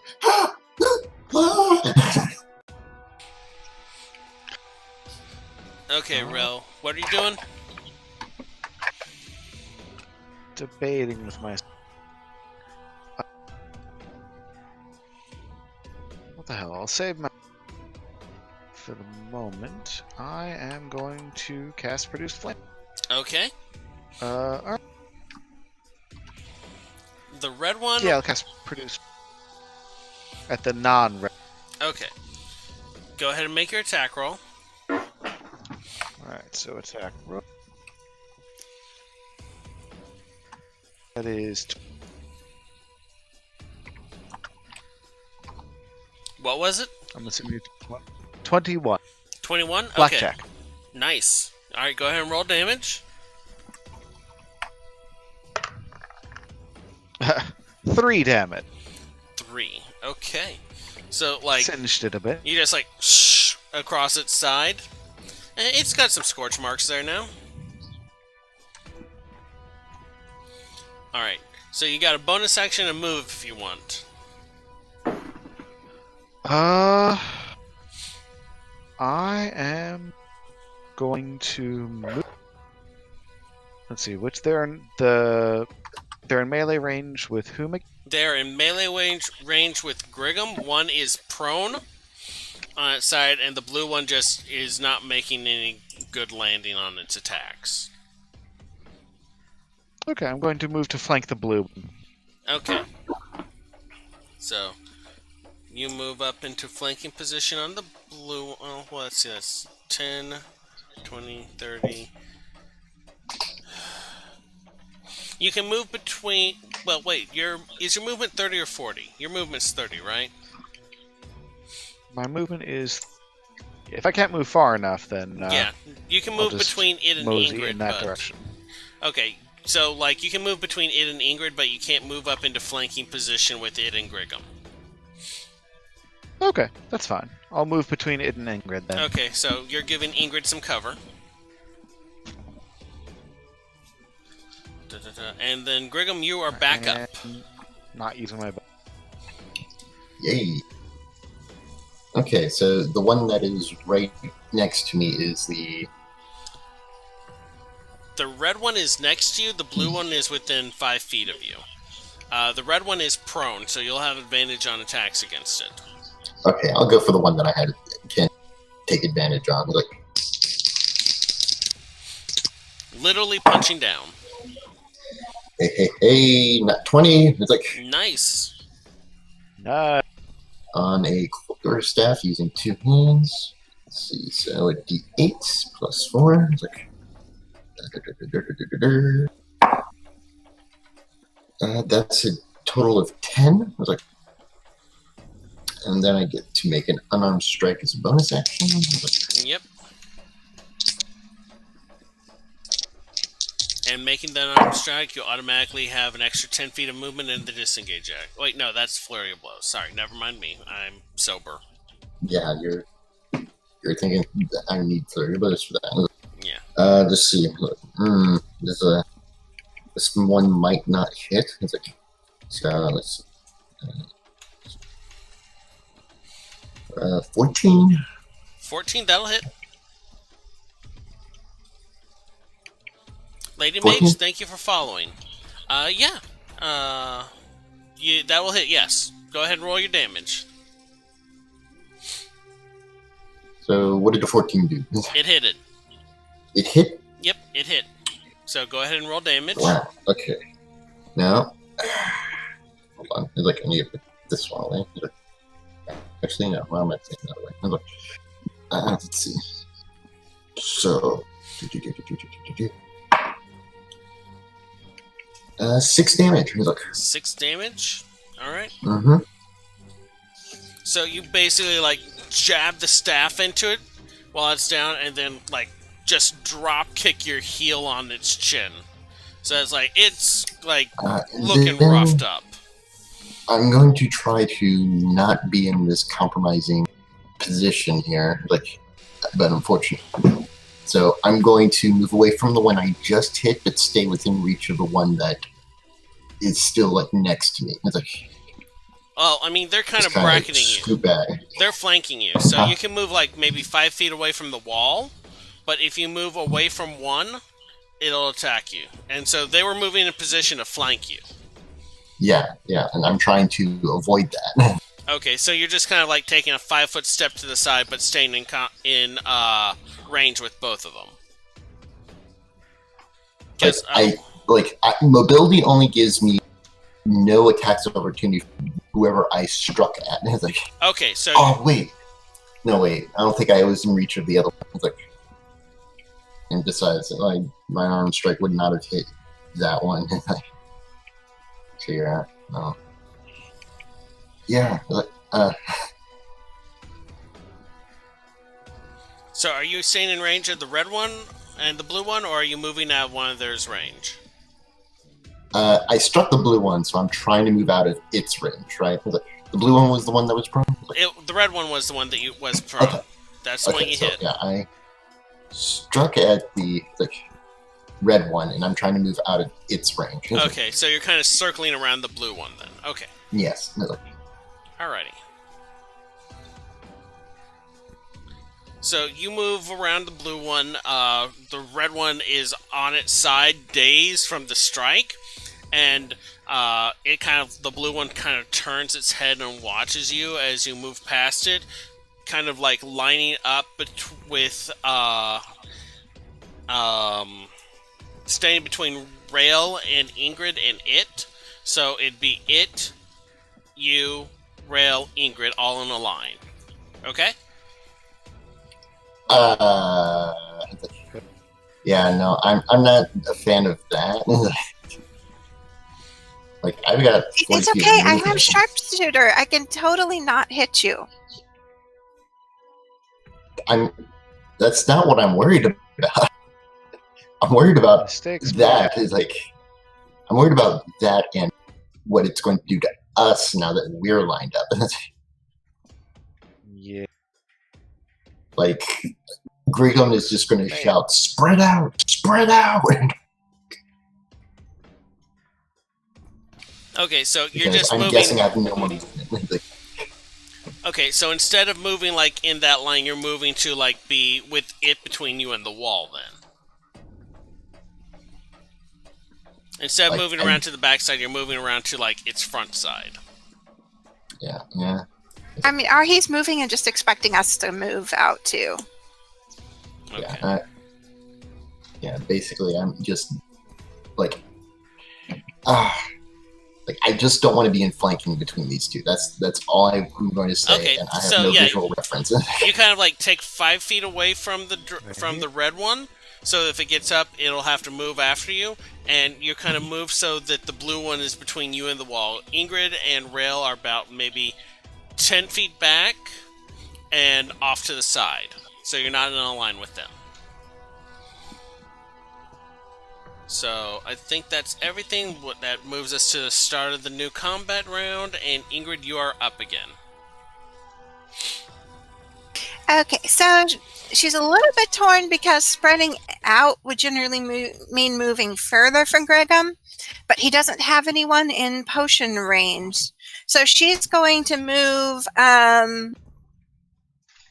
She's going to go ahead and take the hit from where she's at. She's going to figure she can't get a good beat on the one that's down, so she's going to hit for the blue one. Do that first. Okay. 17. That'll hit.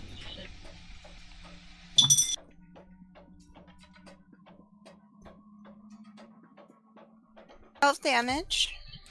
12 damage? Wow. Okay. I only got something higher than a 5 on my main dice roll. That's without the hex. That does not include any hex since it's not on that one. So 12 damage, and then she's going to move closer, but fan out to the side closer to the prone one, and make a note to keep an eye on where Grigum's at in combat. Okay, but you're not moving forward. You're just moving so... Yeah, I'm moving forward. Oh, okay. I should still be at least 30 feet away. Yeah. So I'm going to move forward about 15 and off to the side of the red one, which is the one that I have hex, to wait for it to get up. Okay, so that's going to put you about maybe 10, 15 feet away from it, depending on where it moves to when it stands up. Okay. Let's see here. Fairdeer, you're up. Do I have the option of holding my action?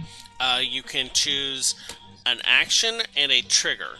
And you can, when that trigger happens or when it's about to be your turn, you can spend your reaction to use the action that you prepared. Okay, what I'd like to do is move back and then hold my, basically arm my bow, and then wait until red gets up and attack. Okay, so you're waiting for the red one to get up from prone, and then you'll take your attack action. You said Yes. you're moving back. How far back are you moving? Like 10 30 feet? 30 feet? Alright, that's going to put you like at 90 feet from it, so let's see. Yeah, I have 600 feet on my bow, so... So, Fairdeer just like nopes way back.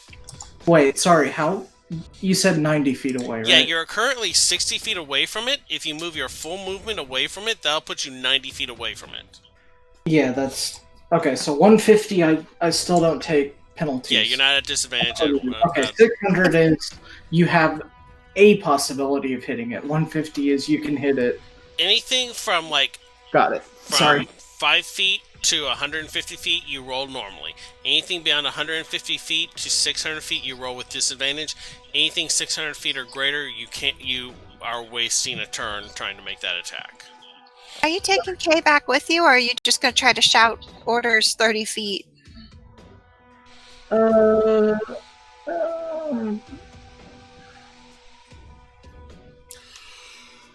think I'm going to have Kay stay where he is. Okay, so you tell Kay stay. And Great. Kay, Where's Rail? Rail is standing next to Kay and you. Kay has been staying next to Rail because Kay knows that Rail can heal. Okay, at this point, I'm just going to tell him to stick with Rail. Okay. So you give Kay that order. Okay. And Kay, like, on his turn, stays with Rail instead of moving back, and takes the defensive action again to protect himself because he's pretty rough. The Drakes are up, so we'll do the red one first. The red one spends half of its movement to get up, which triggers your thing. It's literally laying on its side. It can't fight, and there's a heavy melee person within, like, pretty close range of it, so if it stays on its side, it's foobarred. So go ahead and make your attack roll, Fairdeer. This is going to use your reaction, remember. And this is just straight roll, right? Yep, it's a straight roll. There's no one currently engaged with it, and there's no one flanking it.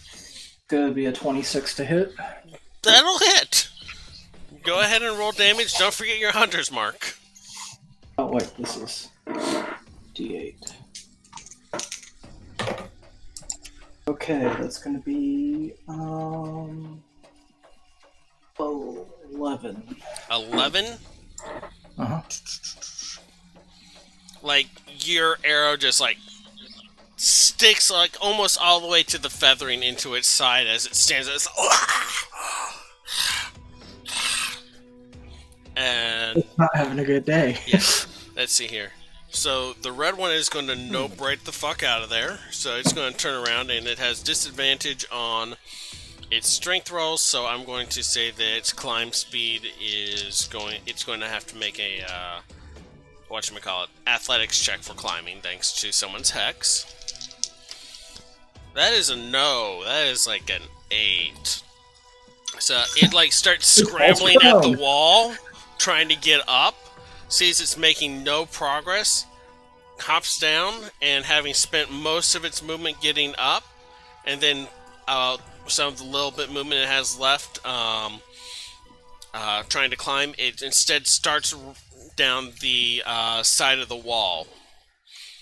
So it is currently attempting to leave combat. The blue one, seeing... oh, right, no, Rail was there, sorry. I'm sorry, Fairdeer, you asked me where Rail and Kay were, and I told you they were next to him. Rail had moved up to be between Ingrid and the blue thing at one point. That's what I thought. So Kay's gonna be beside Rail. Okay. So Kay is sticking with Rail, so...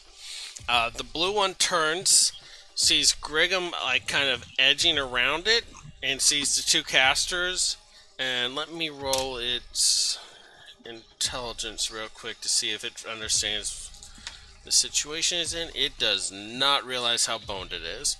So it is going to launch itself at Griggum again. Oh wow, that's much better. Alright, so the bite attack is 19. Griggum, what's your AC at? Hello? Hi, Griggum, what's your AC? 15? Okay, so 19 will hit you then. So Okay, Griggum's... I was wondering what happened to the bite attack. It's okay. Yeah, its bite chomps down at Griggum. Oh, jeez. That's 11 damage as its bite just, like, clamps down on your shoulder, and you can feel electricity surging through your arm from the bite. It doesn't do anything, but like its tail whips around, and let's see, 17, 18, 19, 20, 21, 22. It rolls a 22 on its hit. I'm assuming that hits Grigum as well. And does 4 damage. So, like, it's holding you, biting you, and its tail just smacks across the small of your back. Rough.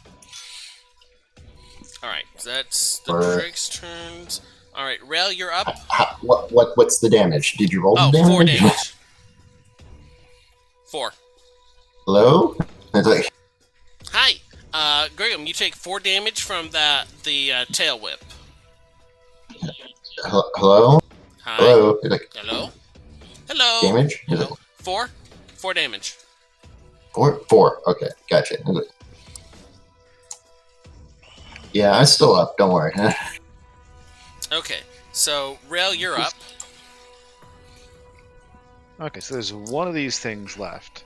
The red one is starting to run, but it's not leaving the city, it's running along the wall of the city.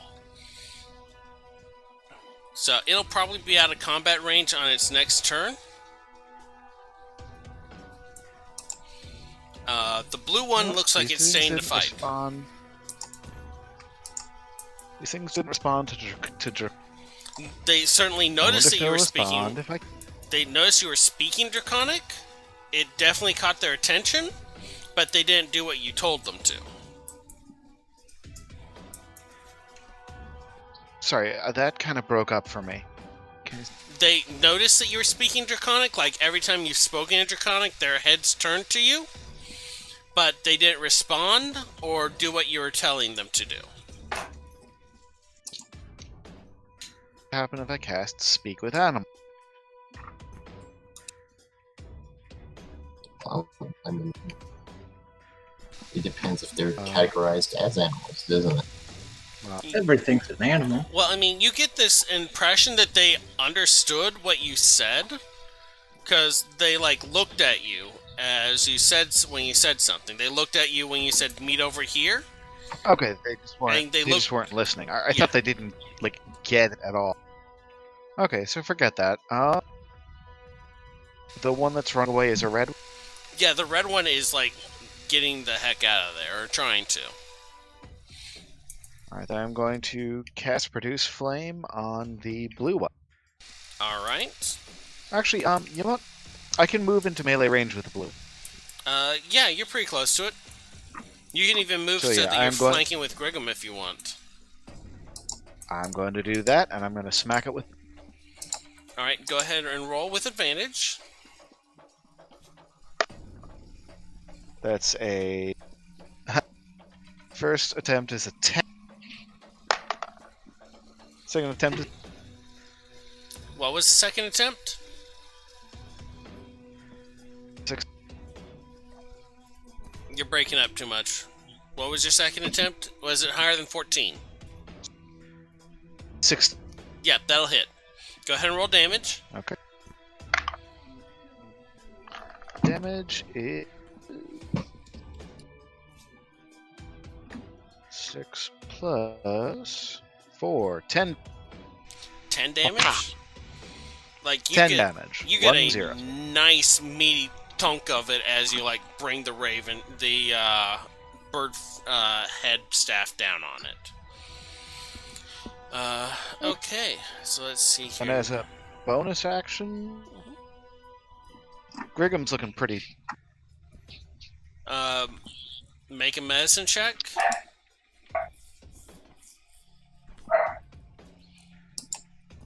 Go ahead and roll medicine for me. Was that a... Oh, Hello? medicine roll. Hi. That is... 7. 17? Hey, Grigum, go ahead and tell him what your hit points are. Like, how much I have left? Yeah. I'm down to 8. So, yeah, you do like a quick over and you see Grigum's still up, but Grigum is looking jacked up. Okay. But there's a reason I have higher abilities. I'm still going to cast Healing Word as my bonus. Okay. if you wish. Like I can get in closer if you have a. I am amazed you are not out of spell slots yet. My final spell slot. Ah, okay, that explains that. Remember, Freeze Flame is a cat. This is Oh, my that's final right. homage. God. Right, so yeah, Produce Flame was not using up. Yeah, I don't know why I was thinking it was a first level spell for but some yeah. reason. Well, that's because previous editions it was a higher level spell. That's definitely. where I'm thinking. But this is now it is my now a only- cantrip. That's like, It is an attack cantrip, Okay, which there- also doubles as. and So you that know is what? my final spell slot. I'm now at. Okay, how much does Grigum heal? Heals back. 8 hit points. 8? Damn, nice. But yeah, Not I'm bad. now out. Yeah, I've been rolling pretty well. Not so Canna bad. does who am I wanting to say? Does Ingrid have any healing? No. No, but we all have a potion, Okay, including I'll have you. a potion. Yeah, that's Also, true. I have That's true. pocket. Like, I have a pocket heal. Yeah, y'all aren't out yet, but yeah, keep in mind how much resource y'all have been expending when it comes to, like, if y'all are going to continue fighting and stuff like that. But Rail, I think that was your action, your bonus action, and your move, so I'm going to ask Grigum, what you up to, my man? yeah, like a part of me wants to get go the full distance of haha, flurry of blows, and then just back the fuck off to whoever has healing for me. Well, you just got healed a decent amount by Rail, like, oh, okay, yeah, let's keep this fight yeah, rolling. yeah, You're in flanking with the rail right now, right? Yes. yeah. That is also true. So you have advantage on every attack roll against the blue one. Yeah. So first and foremost, quarterstaff, both hands. Okay, and I'm assuming, like, for your unarmed, you're doing kicks and throwing elbows and knees and stuff, not letting go of your staff and punching. And maybe, and maybe it's a body slam or two, like Okay. either that or I'm just Suplex it. like at the same time, don't assume that I'm entirely on the ground. Like Yeah. there's probably some Yoda going on, flipping about and and whatnot. So yeah, I rolled double 15s, so That'll plus hit. 6 is a plus 6. I'm trying to think. 21. Yeah, 21. So yeah, that'll hit. Go ahead and roll your damage for the staff. All right, D8 plus 5. Alright. Now for the 2 unarmed. That's another 15. It's like That'll hit. another 5. It's like, Alright. and last arms.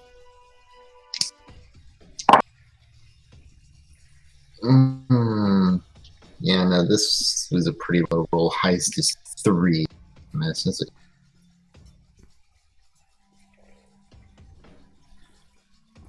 And then, should I move? Like, What was the I high don't roll? know. Like, what do you think? Should I move? Like, do you want me to keep the flanking up for you, Rail? What was that? What was the high roll on that last attack you did? Up to you. Whatever. you're gonna The last attack, like the highest was 3 Okay. plus 6 is going to be like 9. Okay, yeah. That's not going to hit anything. Okay. So, I mean, between Yeah. you, Okay, do Rail, what's- and do Ingrid, what's y'all gonna- got this blue one boxed in.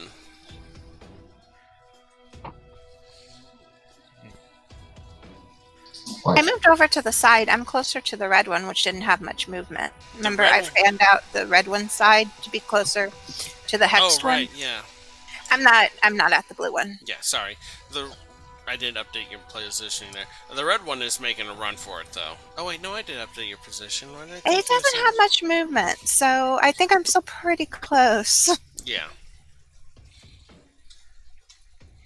Okay, so Griggum, that was your attack and your bonus action. Did you decide if you were going to move or not?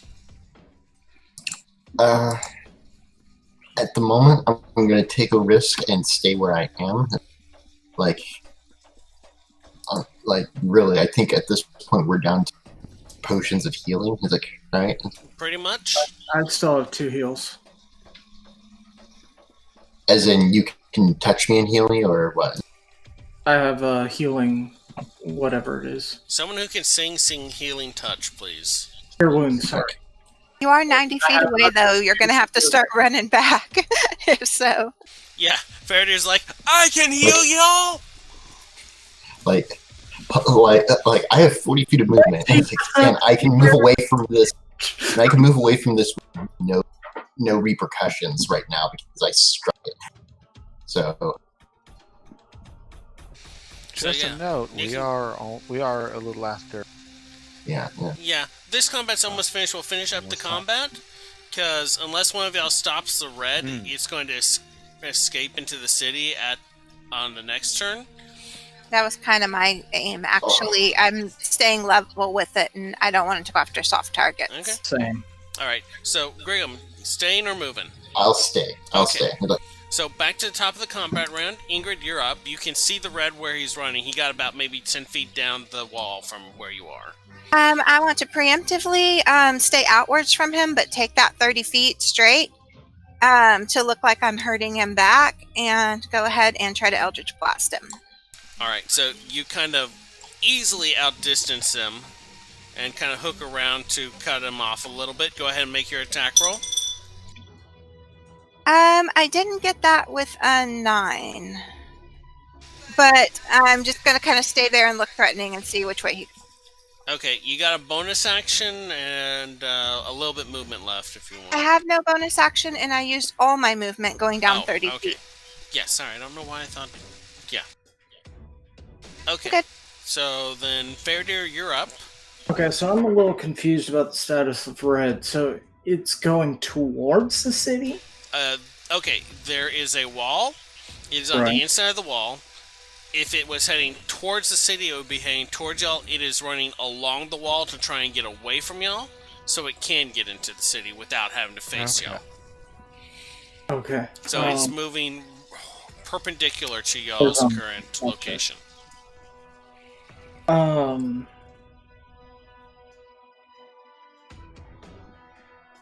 Is there any buildings that would block my line of sight within 30 feet if it continued on its trajectory? You're like 90 feet away from it now, Right. so yeah, like it's you saw it and Ingrid like running along the wall and kind of get cut off by the building. If you're going to take a shot at it, you're going to need to move at least half of the distance between you and them away. So you would need to move at least, say, 40 feet. Can I actually use the Spy's Murmur to be like, I'm going after this one. It looks pretty hurt. I'm going to chase it through the city and like let them all know what I'm doing. Yeah, it's a telepathic thing, so it's just a matter of thinking at them. So what's the tallest building around me that, like, if I were to get up to it, I could just see the whole wall? This is the western area, which puts y'all near the Trademaster's Gate. Y'all would be the highest building is going to be 10 feet up. It's a single story. There's only a couple two-story ones here, so you could probably move up to it and get a half-decent shot of it, but it'll move out of your range pretty quick after that. Okay. Guys, just concentrate on the blue one. I got this. I'll message y'all when I take it down. I'm going after the red. Sorry. So I guess I'll do that. I'm going to start climbing the rooftop. So okay, you don't have disadvantage, and you have a climb speed, so I'm going to say you can just scuttle up the side of the wall pretty easily. Yeah, so that's my movement, and so I have line of sight. Can it see me? I I mean, it could if it was looking around. Okay, I'm gonna try and intimidate on it, which Well, I mean, it's focusing on running. So, I mean, you can try and intimidate it, but it's not paying attention to you right now. It's trying to run away. You can see it, though, so you can take a shot at it. yeah, I guess I'm just gonna take a shot at it. Alright, go ahead and make your attack roll. 14. That'll hit. Go ahead and roll damage.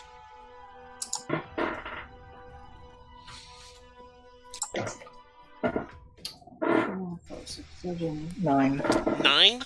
Mm-hmm. Alright. Yeah, that'll kill it. Like, you see it running, and you, like, kind of Hanzo it, and it comes out, and pink, and it just pinned to the wall. It's like, Okay, bonus action, shift Hunter's Mark to blue. okay. Alright, you use your bonus action, so you can't give K a command, so he continues staying near Rail and using defensive actions. Red Drake is down. Blue Drake is... So, wait, blue being flanked because K's there, or no? That's not right. Blue is being flanked because Griggum and Rail are there. Didn't Oh, Chris didn't disengage yet. because Kay's behind Rail, so he can't flank with the cross. Yeah, no. But he is still there. He's staying close to Rail and staying out of combat while he's hurt. Okay, so, see, it's the Drakes. Red one is down. Blue one, let's see if it's smart enough to figure out what's going on. No, I am really rolling really bad on this thing's intelligence. I mean, it already gets a -3, but I rolled -2. Not very smart, is it? No. Okay, so it does not realize it's in trouble, so it continues its attack. It's going to split its attacks. The bite will go at Griggum. For, yeah, I don't think 8 hits. 8 does not hit. So it's going to wag its tail at Rail next. That is 22 hit. That is going to... Okay. That's 1d6. Oh, okay, 9. So, it bites at Griggum and, like, just completely misses. Its tail whips around and just smashes into Rail's side for 9 damage. And that's the end of the Drake's turn. So, Rail is up.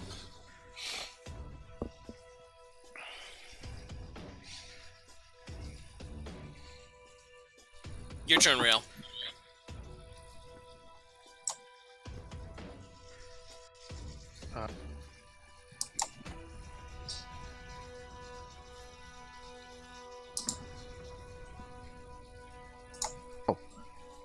It is my turn. I'm... Second verse, same as the first. Smack it with a cane. Okay.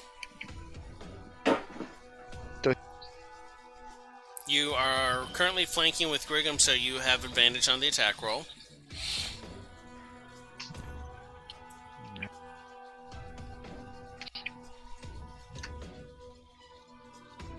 That is a 20. That'll hit. Go ahead and roll damage.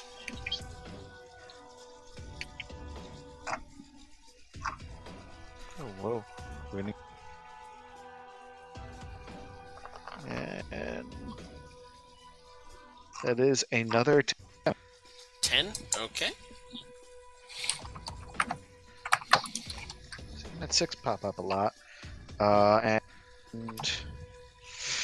Kind of limited us...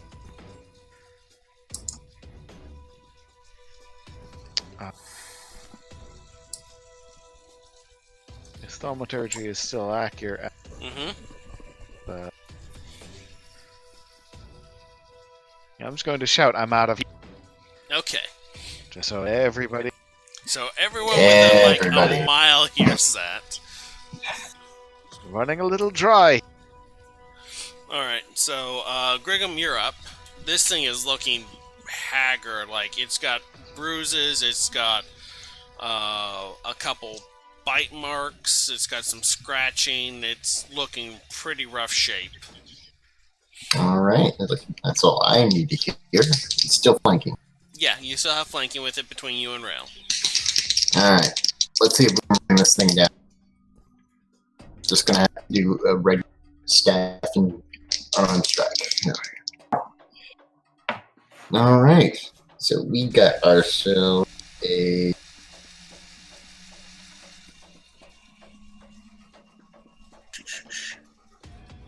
a 22. To hit. Yeah, that'll hit. Alright. D8 plus 4. Finally.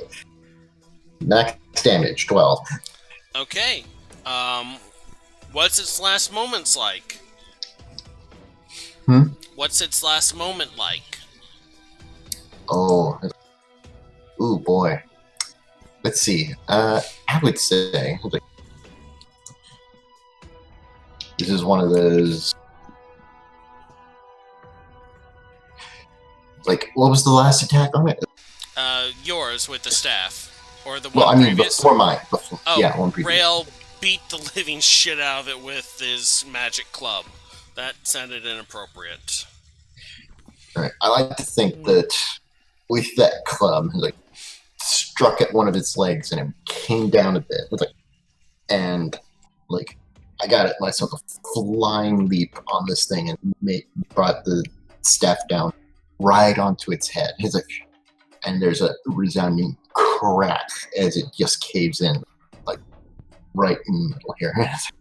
Okay, so Rail's strike throws it off balance as it's struggling to get up. Brigham, like, leaps up, takes the staff, just brings it straight down, like, on top of its head. There's this resonant, like, shattering sound, and for a second, then the head just kind of inverts in the other direction, in the direction of the force of the staff, as the thing just, like, drops to the ground.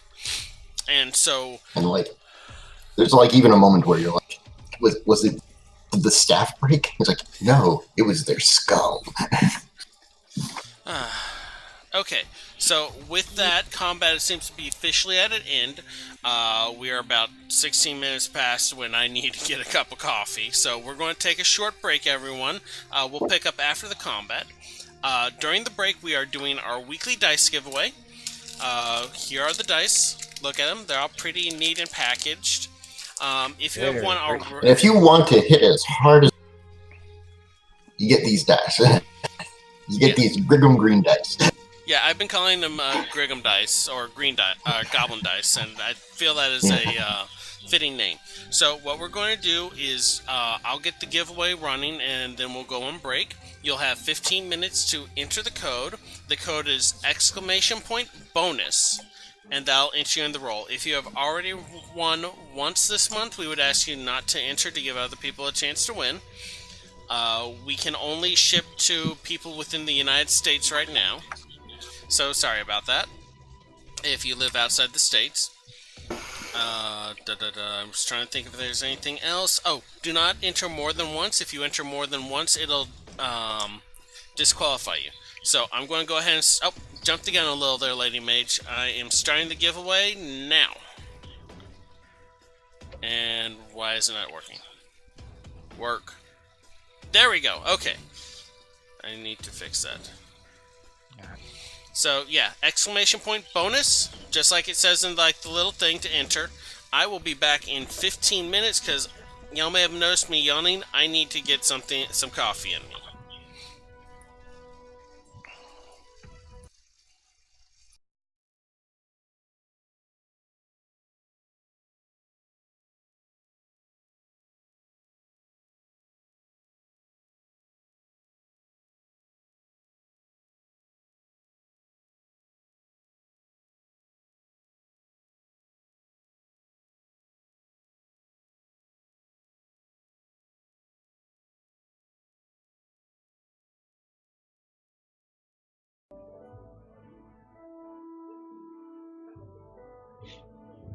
We are back. Hello, everyone. I hope y'all enjoyed that little break as much as I did.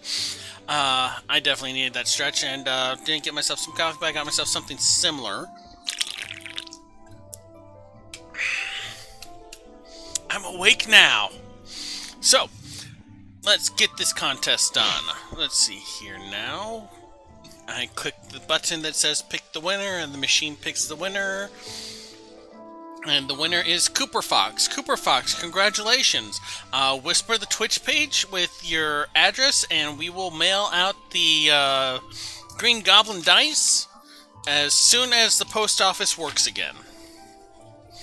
So, let's see here. Complete and recorded. Okay. A little paranoid there. Realized I forgot to do something at the start of the game again, and realized I'm going to have to do a little annoying thing after the game again. You forgot to hit record again, didn't you? Shut up, Bear Deer. Yes, I forgot to hit record again. See, the bad thing is that I thought that I would remind you, but then I forgot myself. So. It's fine. I can download it off of Twitch. You're making it worse, Faraday. Just It's fine. No. Everything is fine. How are y'all doing? We're fine here. Doing very well, thank you. Okay. I'm doing. Cooper, I congratulations. didn't realize my computer was muted. Sorry. That's okay. I didn't realize I was muted for like the first 5 minutes.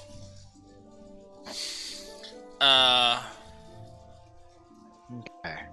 Problem solved. That's weird. Okay. Huh. 35 messages were deleted by a moderator. Yeah, that's that link thing that we still need to fix. I shut off the linked one. It Say it should again? be fine. Okay. Foul language. Okay, Listen. whatever. Anyway. Man, I need to go in and tweak this thing more and more and more every day. So, Also, hey, lady. Oh, yes. Okay, so, back from break notes. Congratulations to Cooper. Finished the contest. We'll be doing another giveaway next week for another set of dice. We just need to hit 35 followers. We are at 32, so 3 more followers, and we will be guaranteed to do that dice set giveaway next week. Please tell your friends or your enemies or whoever you think would enjoy this to watch, follow, subscribe on our YouTube channel. Follow us at Bonus Roll on Twitter, all that fun stuff. And watch GM's Brew and go in the chat and spam him for all the custom things you want to add. Please don't spam the chat. Anyway, yeah. Having a mild heart attack. Okay, we're good. I am probably not going to have 80 people show up and spam the chat. Okay, so y'all just finished the fight against those big things. Y'all have like a couple seconds to gather yourself. There is a guard. Someone said something? I was just calling them bad lizard dog. Oh, right, yeah. One of the guards just noped right on the hell out of there after getting savaged pretty hard. The other guard is laying very still on the ground after having a potion administered by a watcher that we're not quite sure what it does or did or will do. So I want to go check on him. Make me a medical check, please.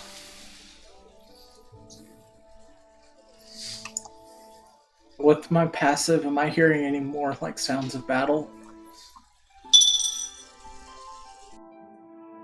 Only an 8, so I'm just going to try to just spare the dying on him and see if the magic sinks in. Okay, well, I just had a minor heart attack. Don't mind me. 1 second. Okay, 8, the guard is very rigid, and his pallor is very pale, but the wound is not bleeding, and it looks like it is closing off slightly. Fairdeer, what was your passive again? I know it was ridiculous, but... 19. You're not hearing any fighting within like the 30 feet of you up on top of the roof. Okay. Or seeing or anything like that. Yeah, no. On top of the roof, you are fine. There's no Well, fighting around you there. well, I meant like any signs of battle in general. You do not see your friends fighting anything.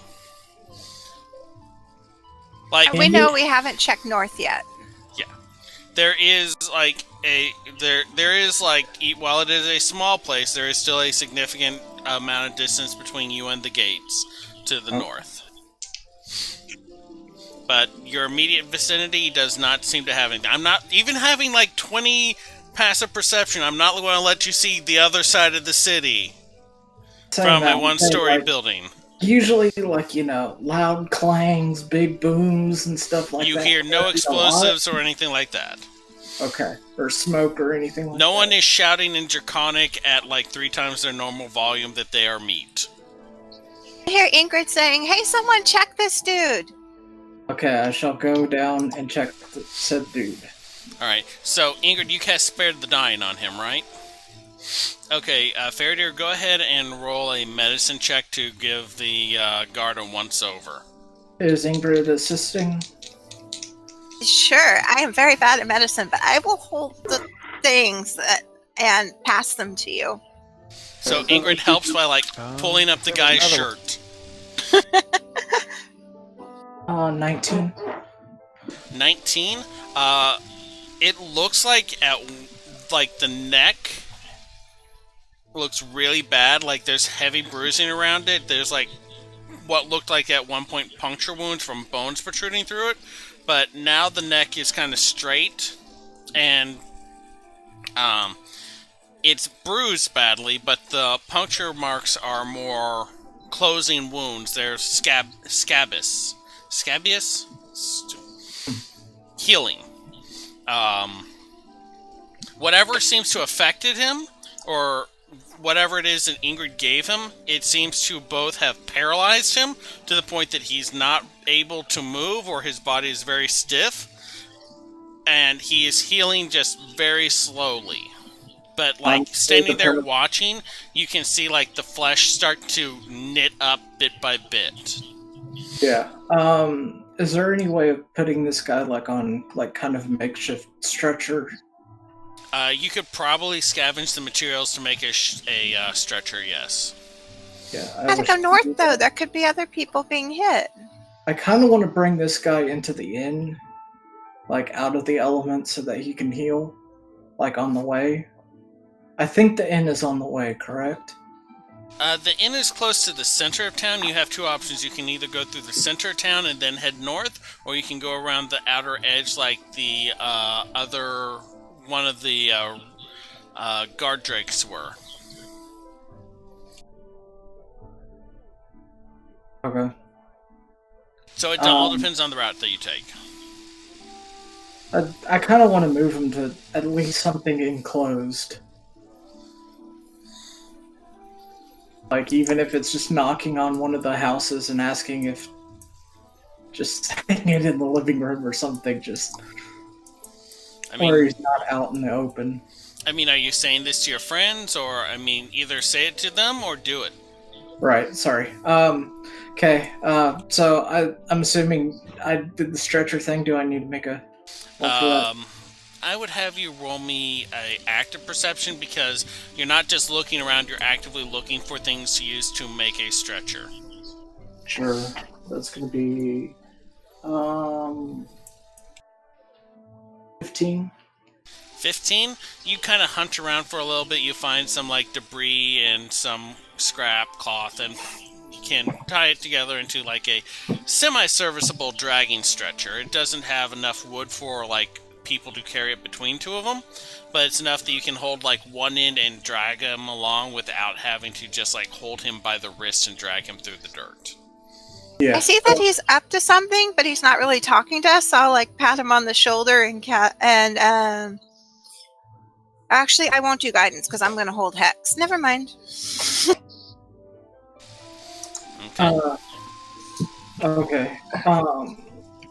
Carrier kind of snaps to, like, almost somewhat aggressively. Like, certainly the adrenaline is still, like, in.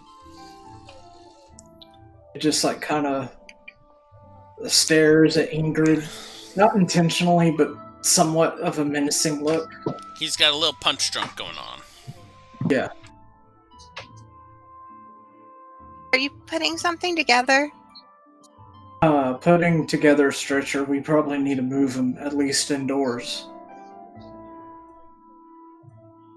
Okay, I'll go start knocking on the door while you put together the stretcher and use my guild symbol if I see anyone to explain what's going on. He nods and continues on with this. So I go look for any sounds of anyone in a building or something that looks like it has a good roof that doesn't have anyone. I would say roll me investigation.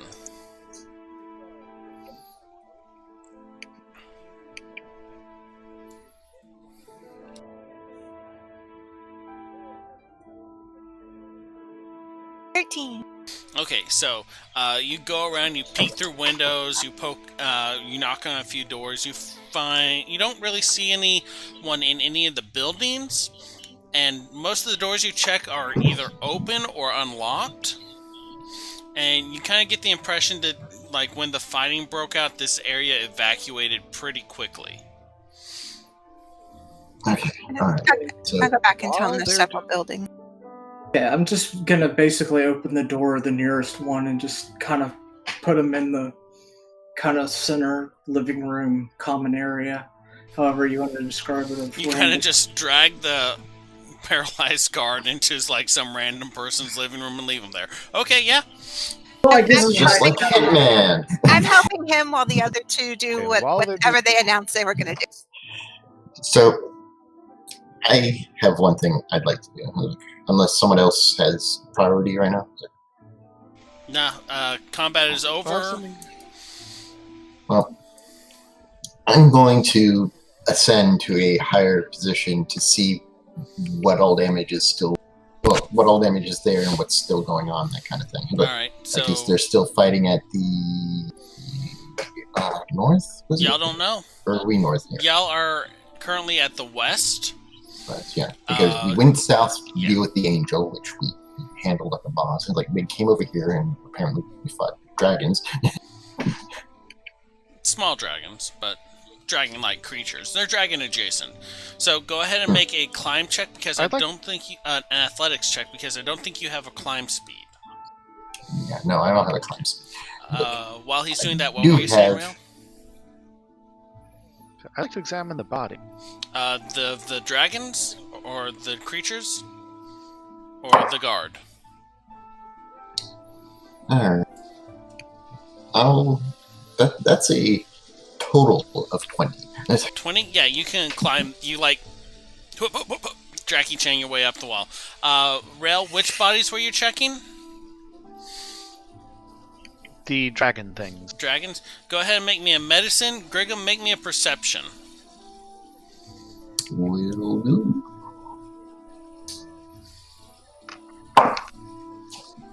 Uh, 15. 15. Oof. Natural 1, so that's a total. Okay. Griggum, you like climb up on top of the building. Most of the buildings in this area are fairly like one story. Some are even a little smaller than the standard one story. You can't get like a great view far in the distance, but like you can see there's some damage in the local area, like from the creatures attacking, some claw marks on the wall, a couple busted doors and stuff like that. You can't really tell like off in the distance to the north because it's like a 10-15 minute walk from where y'all are, so it's not a short distance. But you don't see any fighting or hear any immediate sounds of battle around you. Rail, you look it over and like, that is a lot of scales.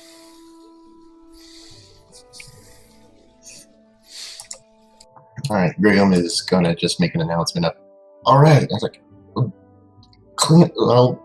see if there is anyone else here to help or deal with, and then we'll move on to the north to assess what damage is out there, and if we can help. Yeah, figured you're probably okay with you all? Yeah. Yeah, we finished moving him inside a building and try to get close to where Grigum is so he can see, where we're at for us to take off. Okay, so y'all leave the guard in one of the living rooms. I'm assuming with the stretcher. Yes. While Rail is investigating the creatures and Grigum is surveying the area. So y'all are heading to the north then? Yes. Alright. That's what I'm thinking, yeah. So, let me see. Are y'all heading in any particular direction? I mean, any particular order? Or are y'all just like, whoever gets there first gets there first? I might be hobbling a little behind, just conserve energy, because I spent all my keepings, which I need to mark off. I'll lead And since I'm on roughly half health. If I climb the wall, could I just run across it? Would that be? Oh wait! I forgot. I have a healing potion. I better use that. The outer wall, it kind of comes to a tapered point. It's not like one of those walls where where they can station guards or archers. It's not like a platform. Okay. Never mind then. Yeah, just go the normal way, I guess. If nobody else is taking point, I will. I was actually just saying that I probably should since I know Undercity stuff, but if you want to, that's okay. That's fine. Okay. Basically, if I see you going there, I'll be following you. I healed 9 hit points with my potion. Okay, so you down your potion of healing. Don't forget to mark it off. I already did. Okay. I already removed it from my equipment, and I healed myself. Alright. Do I see him take the potion? Time for a short rest then. Yeah, probably. Are y'all taking a short rest? It takes an hour to get a short rest. No. Okay. I'm not, but I will, if I see him taking the potion, while we're grouping up, since I, went to his area, I'm going to pass him Maine's potion and just say, in a pinch, it might work if you're going down. And just, tuck it in his pocket. Okay, so Grigum, you get handed this potion bottle that it looks a little bit like a healing potion, but instead of being like that bright red that you're used to the healing potion, it's kind of got this liquidy rust color to it. Okay, so I probably should save this for later, but every time someone says healing potion in D&D and that it looks red, it's I'm really? Well, his isn't technically a healing potion. I know. It's just I'm used to connecting with D&D healing potions being blue. It's a luminous blue. I get it. If it's Diablo, yes, red. But yeah. I mean, I played Neverwinter Nights. Yeah, I know they changed it a couple times in the current edition. If you pull up the player's handbook, it describes the healing potion as a red bubbling liquid. So yeah, but I remember it's been blue. I've been remember it being green in some cases as too. So anyway, y'all are hurrying along. I'm assuming you're not moving at stealth. No. Yeah, we're going at least normal, if not hurrying, probably. Okay.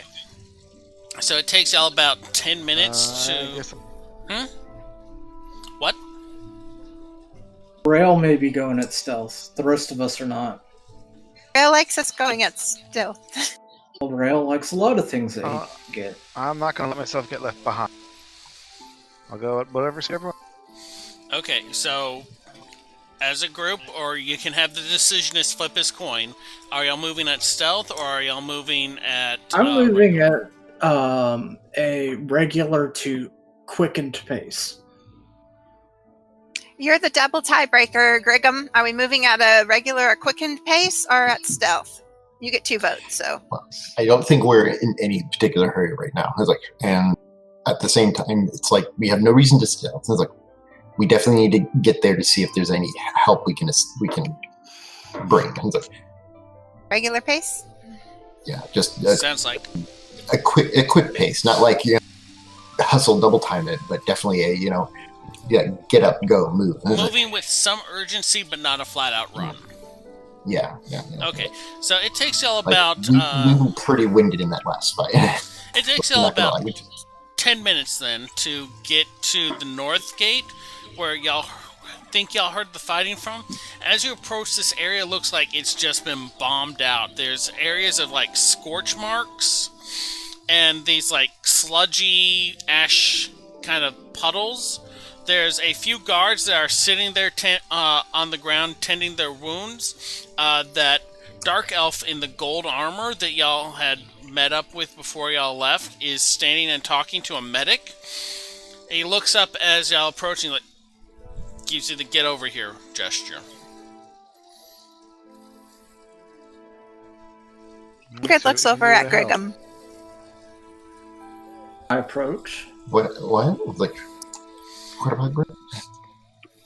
Oh, because the guy in the golden armor was giving us to get over here, and because Ingrid acknowledges that Griggum's the de facto leader, and we're dealing with someone that is a leader in the city, she was looking at him to go over. Right. And then Fairdeer rushed over So anyway. yeah, I will be close on his heels if anything. It's like, Alright, so I think y'all got his name. Did you get his name when y'all first met him? it was a chaotic moment. I'm not sure if I got his name. It's like, because Okay. I pretty much said, "Hey, this is who we are. We're here. What can we do?" I don't remember him introducing. I remember him sending you like, okay, you can go this way, or this way, and then he left. Okay, all right. So as you approach the figure, he's still wearing that breastplate with the gold trimming, and he has a shield on his arm now.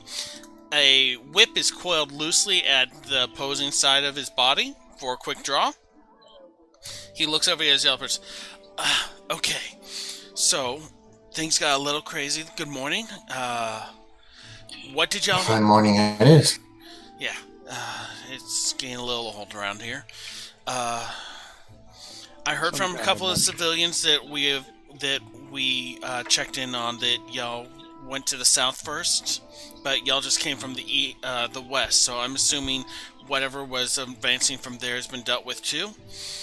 As far as we know. Yes. All right. Okay. Some kind of lizardy. To the south or the west? The west. Okay, that's good to know. He's he looks winded and he's trying to collect his thoughts, and he's like, where am I? Here. Within Farkeeper. And he extends a hand to, just the group. I shift my staff to my... reach out and grasp his arm and be like, "Brigham," it's like, "Second sight agents. These are my fellow companions." Sorry, we're still new to this. It's like, but I think, and I look around, we did a pretty good job. Push back an angel in the south. There's the 2, 3, 4 drakes, dragons, whatever, in the east. Or was it west? He nods a bit as you recount the battles. He's like, okay, so thank you, strangers. Gregum, I believe you said, and thank you to the rest of your friends. I appreciate the help. Out of character, where did we come from? I'm sorry? Out of character, where did we come from? Y'all came from y'all went from the Dancer Skirt south, and then y'all hooked around to the Merchant's Gate at the west, and then y'all followed up along the edge, because following along the edge of the building, along the edge of the wall, means you don't have to go between the alleyways and building wings and stuff like that. So it's a little faster to go around the edge than it is to go. I need to know west is what I need to know. Yeah, he's all you came from the west though, so yeah. There are some that we tried to patch up that were in the west. We left them there because we didn't really have the means to move them to a particular place, but we managed to put them under some shelter. He reaches over and grabs like the shoulder of the. You assume it's a healer or a medic that he was talking to, and leans forward and whispers into the air. The medic kind of nods and like goes over and grabs 2 other people and head back in the direction that y'all came from. So, well, between you fighting the creature in the south and helping reinforce what happened in the west, y'all made it so that we could deal with these bomblings or whatever they were much easier. Some nightmarish. It looked like a Rakdos imp, but when we killed them, they exploded. So,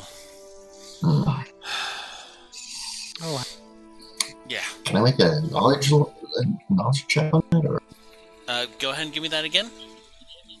can I make a knowledge check on that, or is this so far out there that I would say I'm history. like, Make a history roll to see if you've heard of these things before. It's got a high DC because these are not super common. Can I do a perception? Oh wow! How does a 20 do? Yeah, A natural 20? Yeah, you... a natural 20, but a 0 modifier. So Okay, so, like, you've been you had a day off, you knew, like, you knew that you were working with the Izzet at one point, so you've kind of spent some time researching this and know that when you shut their mouth up. Yeah, you know that a lot of the Izzet elementals are very unstable and prone to exploding, especially when they're dying. So you think that that's probably what this was.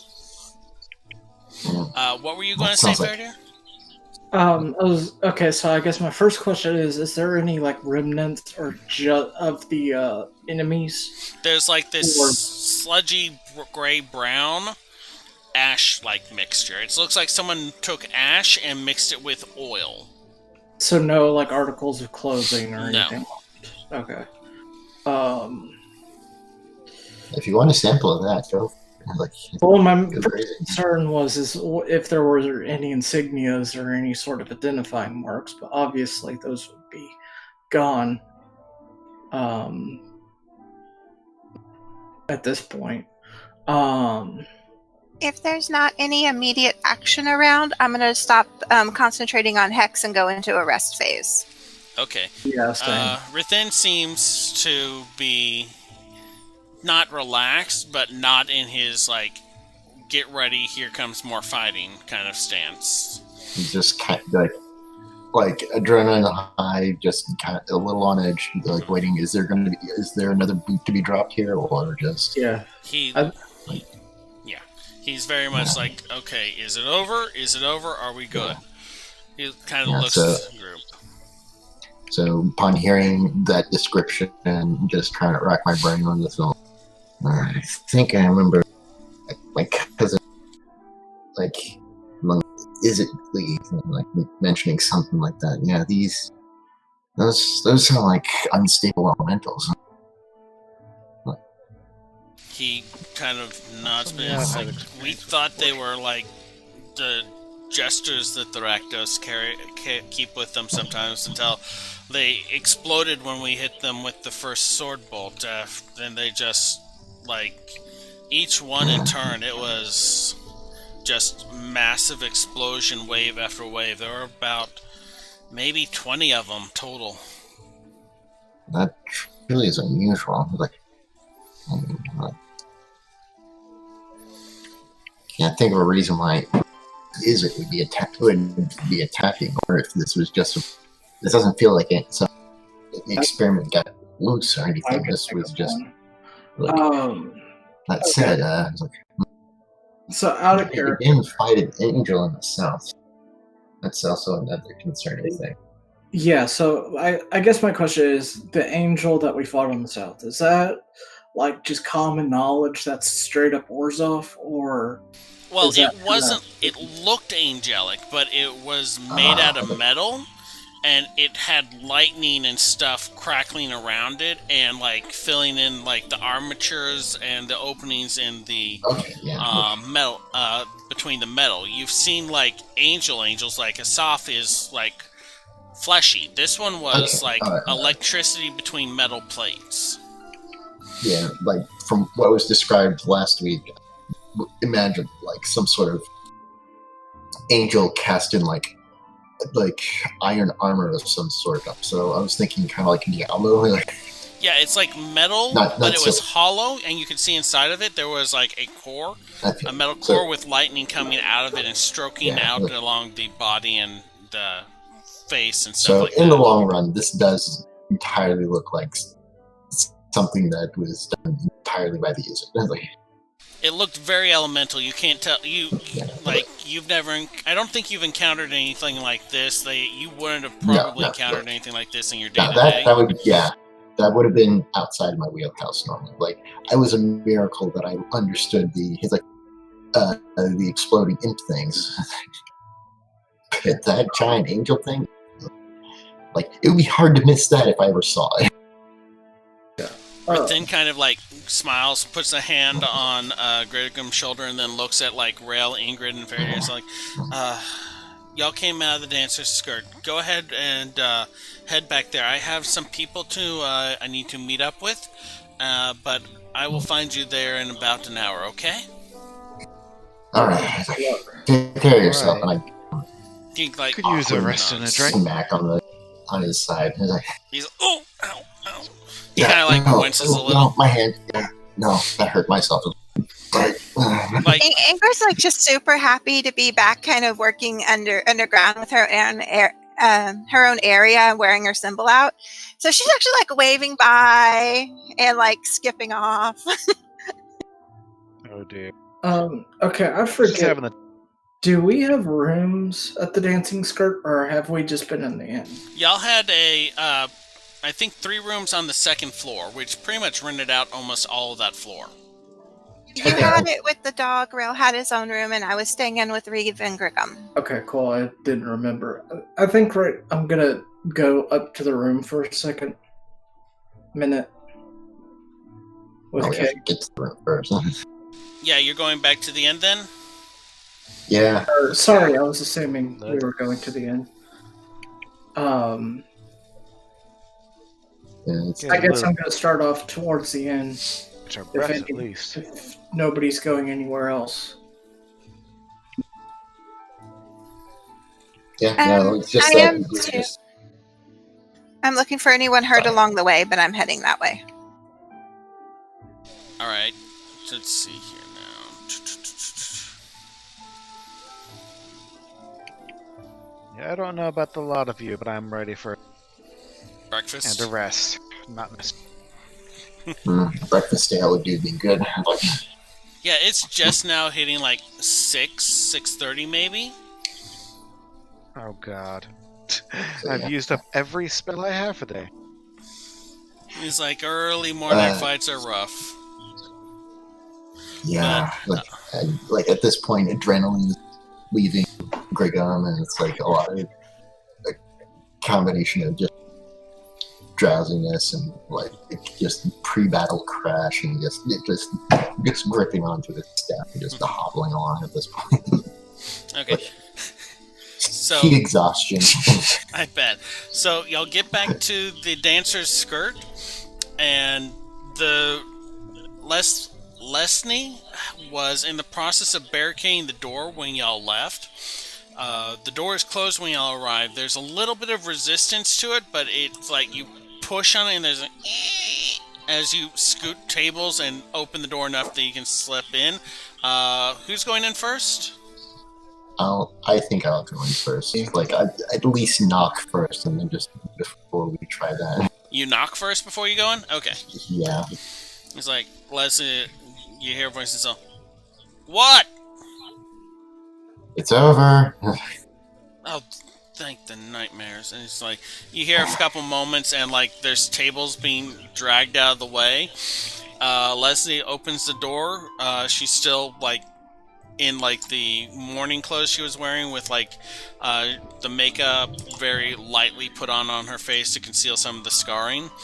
And she's holding like a very large looking crossbow. Like it's half Grigum's body length and size. Reeve is in the back talking to a couple of the people, trying to just keep them calm.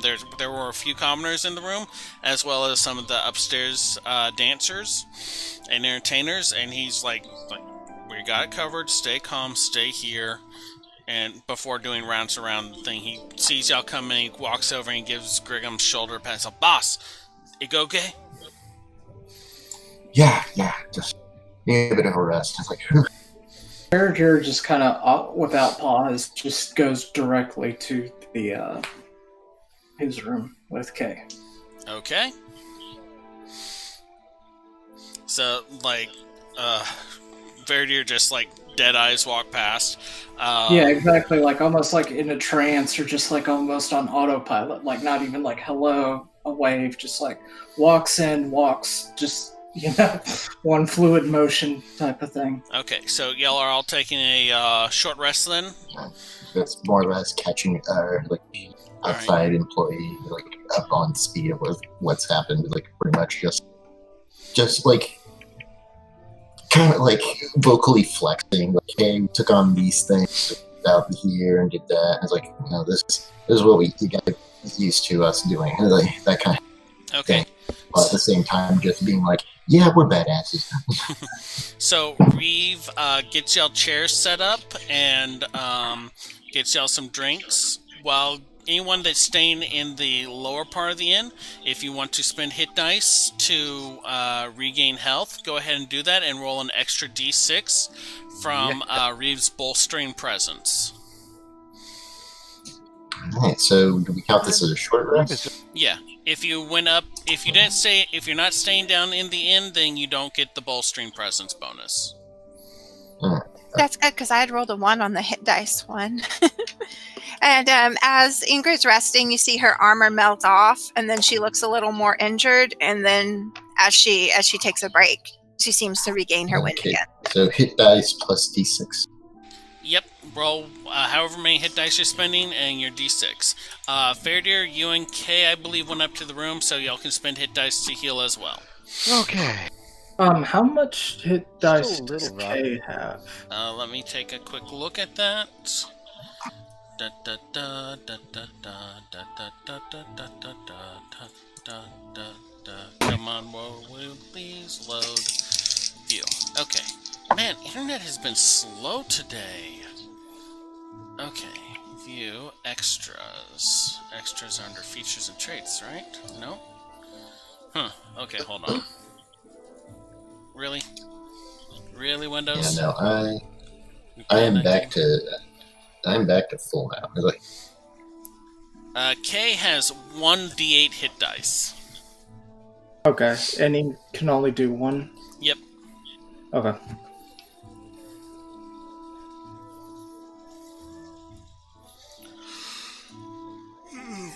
Sorry. Okay. yeah, that dog's been sticking with us pretty well, huh? Yeah.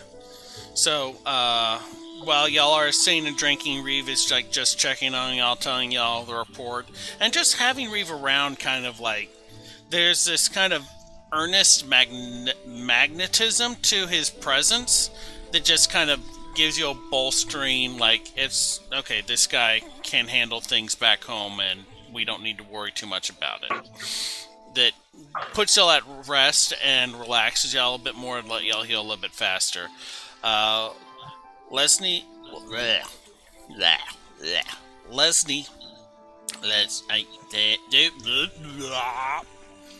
lost the ability to communicate there for a second, sorry.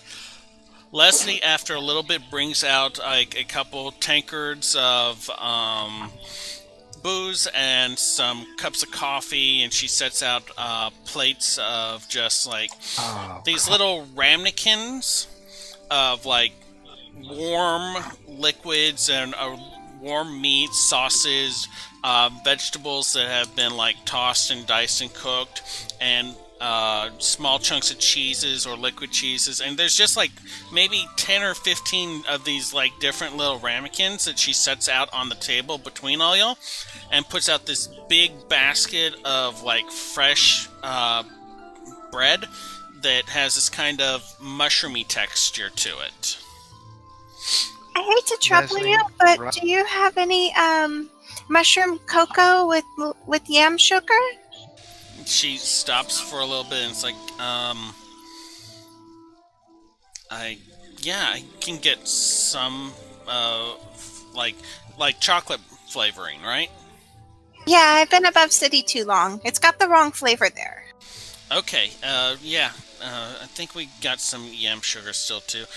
She goes off for a little bit.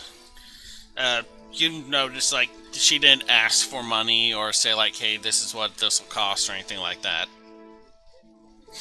Yeah, Leslie, right now you are my favorite creature in the...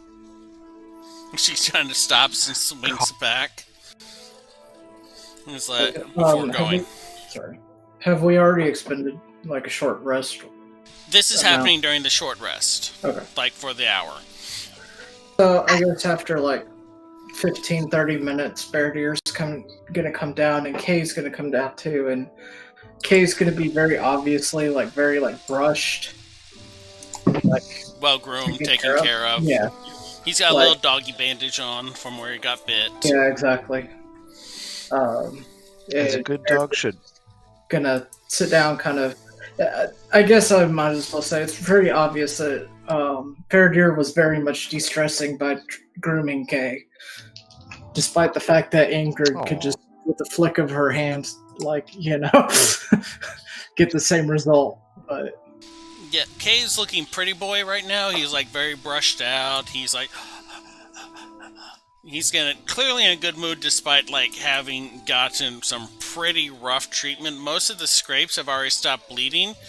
And he's just got like one bandage on, but Leslie brings out a little packet, paper packet of this like brownish white powder, and sets it in like a warm cup of, you didn't specify if you wanted water or milk, so she brought water. This little cup of warm water next to it, and she's like, there you go, hon. Before heading back to the bar and like getting back to like morning routine. Ingrid thanks her, and she's just been digging in, and I think Watcher's probably even nibbling at stuff. Okay, yeah, Watcher's kind of like at a few of like the more solid bits.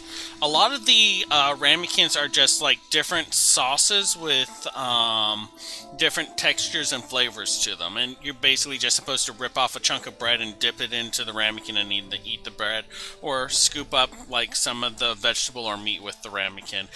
There's a couple other people that are starting to filter in, and Leslie goes over to the tables and gives them a similar setup like that. About maybe 15 minutes past the hour mark, you recognize the gold plating, the gilding of Rathen's armor as he comes in. He doesn't have the shield on him, though he does still have like the ceremonial armor and the whip at his side. He looks around and is like, there you are. He comes in and sits down next to you, unties something from his side, and sets like not a large, but a decent sized bag on the table, and he pushes it towards him and it's like, normally we issue a bounty first, but there was quite a bit going on, so yeah, here. And also, when you can, you've been invited to the mansion to meet with her ladyship. I look to the rest, I look very coolly at him, and then look to the rest of the group and they're trying to court the ladyship into Selesnya. Rathen, looks at the food. May I? Before he waits for someone to say yes before he goes, and he reaches in, he tears off like some of the bread and he dunks it in like one of the sauces, and then uses it to scoop a couple of. It's hard to fight on an empty stomach. Yeah, just as a note, if the plate you shouldn't eat before you fight either. I'm gonna pick out all the meat off of my plate and set it down for Kay. Well, it's not a plate. It's like there's this bunch of like little dishes. Yeah. Each one like maybe that big. Right. And But yeah, like sorry. have different spices. So like I'm assuming you're going to like just grab like some of the chicken and the beef out of, or the mutton and lamb out of a couple of them, and give Kay just like a sprinkle of meat chunks. Yeah. Okay. Oh, sorry. Is it family style type of thing? Kinda. It's I see. It's yeah. like So a- I'll take some of it, not all of it. it's like and put it family down. style, but instead of being just like 3 or 4 big plates, it's about maybe 10 to 15 small ramekins of all different Gotcha. foods and different meats and textures and flavors. Gotcha. Okay. So obviously, just a portion of that, not the whole thing, Yeah. and give it okay. Sorry, I didn't pick up on that one. No worries. Yeah, and then I'm just gonna quietly eating. Yeah, Faradir looks very different from the way he was in battle, and almost it's somewhat kind of very very quiet right now. A lot fewer stood up scales. Yeah, like I kind of imagine that in some ways Faradir kind of goes into almost like this Jason Bourne thing where all of a sudden like instincts he wasn't aware of just pop in when he's in battle, and right now he's sort of like, okay, what? What the fuck just happened? Yeah, exactly. So, So when do y'all want to visit the You Lady should roll. Farkeep?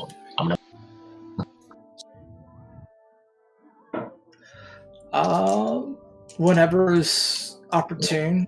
I think that what we need is knowledge, and I think that if we can get on the good side of the authorities or whatever, the leaders, that would probably bring us closer, or at least make that more probable.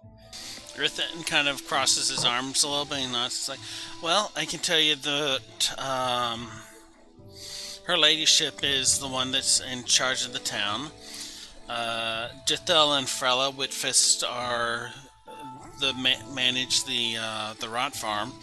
Those are the ones that like officially run the place.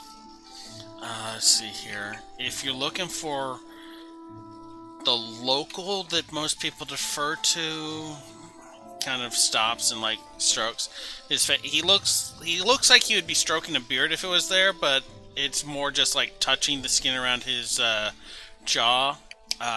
Emerson probably. I don't like it. Emerson would be the one to talk to about, the civilians. Those would be the people I would say like you want to get in good with if you want to do good around here.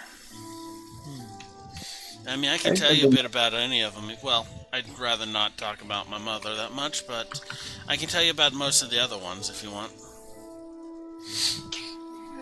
And she runs a normal schedule and sleeps, not like Lady Almarama, right?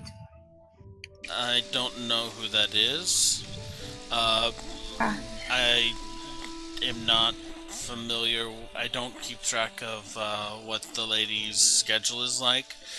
My job is to just make sure people here are safe and they pay their due amount. She nods. She feels like her question got answered. Y'all impressed him, so yeah, he's like y'all. He's 2+2 positive on like conversation wise. Good to know. So this I'm is going to probably look, sorry. open up the bag. You open it up, do a quick. It is full of gold coins. Like a quick estimate would say somewhere in the neighborhood of 325. Ooh. Okay, I think we met this month's rent. Yeah, let's at least spend some of that in the local economy if we can. If we can. I mean, I could buy a couple of arrows, I guess. Buy some So, coffee. so I take it this sort of thing is not a normal occurrence, correct? At least not at the severity. He kind of frowns a little bit and says, it didn't start out like this, but we're up to 3 attacks a month now. It used to be we would have like a random monster incursion every now and then, or the undead in the rot farm would get riled up and they'd come out into the city and we'd have to push them back. But it's been more and more these strange elemental creatures, or like I had one, went over and examined the bodies, like these small bastard dragon things that I mean, they look like the drakes and stuff that we see flying around, or when you go up to the surface, but they have no wings, and their claws are pretty sharp, and their tails are bloody long. So these are not, as far as you know, natural or indigenous creatures to the area. I mean, they could be, and they could just become. It's happening pretty frequently now. Like I said, 3 attacks last month. And could you give us a time range as to when this started happening? I mean, like I said, we had incursions every now and then, but it's been about maybe a month and a half. We've steadily had more and more. Yeah. Okay. I mean, they're not always like this. Sometimes they're like big spiders that come out of the rot farm, but that's just, what happens. Sometimes they're like water, or these weird like jelly things that just kind of seep through the cracks. They don't never really seem to attack people much. They only attack the people that fight them, but they are desperately trying to get somewhere in town, it looks like, just because they keep on heading in. We've been able to push them back so far, but one penetrated all the way almost to the center of town towards here, about maybe 4 weeks ago. So maybe they're trying to escape from something like flocks of birds. Maybe.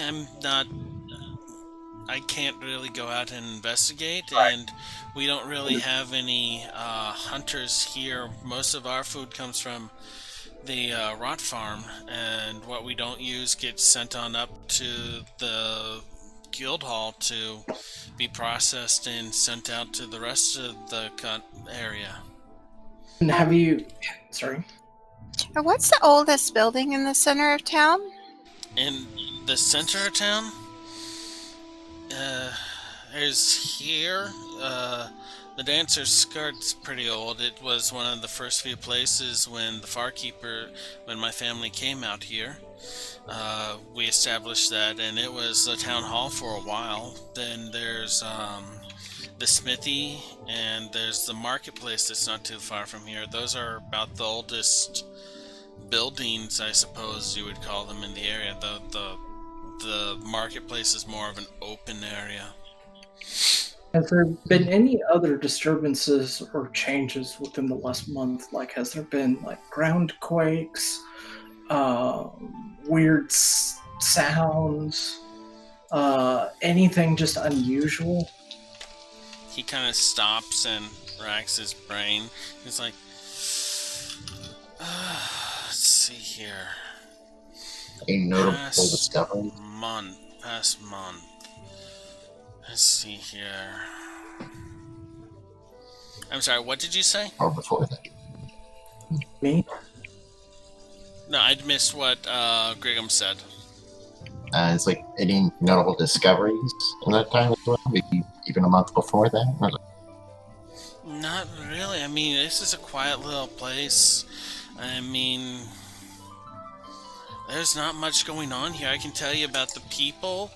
We have merchants come through every now and then. Tarkol, Whitfist, the older brother of Frella, and her brother, he's been having people go out into the Undercity to hunt beasts to sell for exotic meats. But most of the things that's been showing up here wouldn't be like coming for babies or anything like that. These are all like elemental things, it looks like. Yeah. So no visitors other than us that unusual in the last month, have there? I mean, we have merchants come through to either sell goods or buy goods from us, but I mean, there's been nothing about them that's out of the usual. Most of them set up at the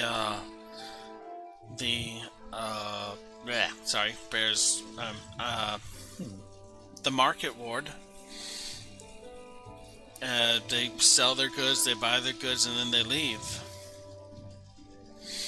Right. So I can't really think of anything that's happened that I know about that would cause this. It's just it's for lack of a better word, a mystery, my friends. Are they usually timed together like this, where there's multiple groups, or is that new? I mean, sometimes it's multiple groups all coming at once like this one was. Sometimes it's like one or two coming in at like different angles at the same place. Sometimes it's just a single incursion at either one of the cardinals.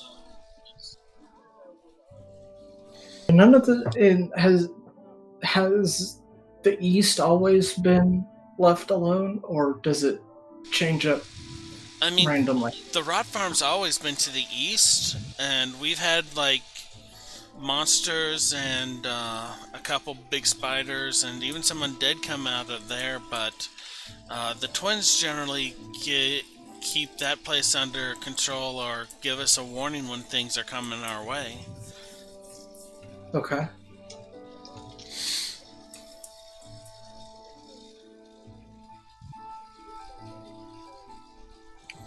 It takes a moment to like have just like some of the bread, plain bread, munching on it.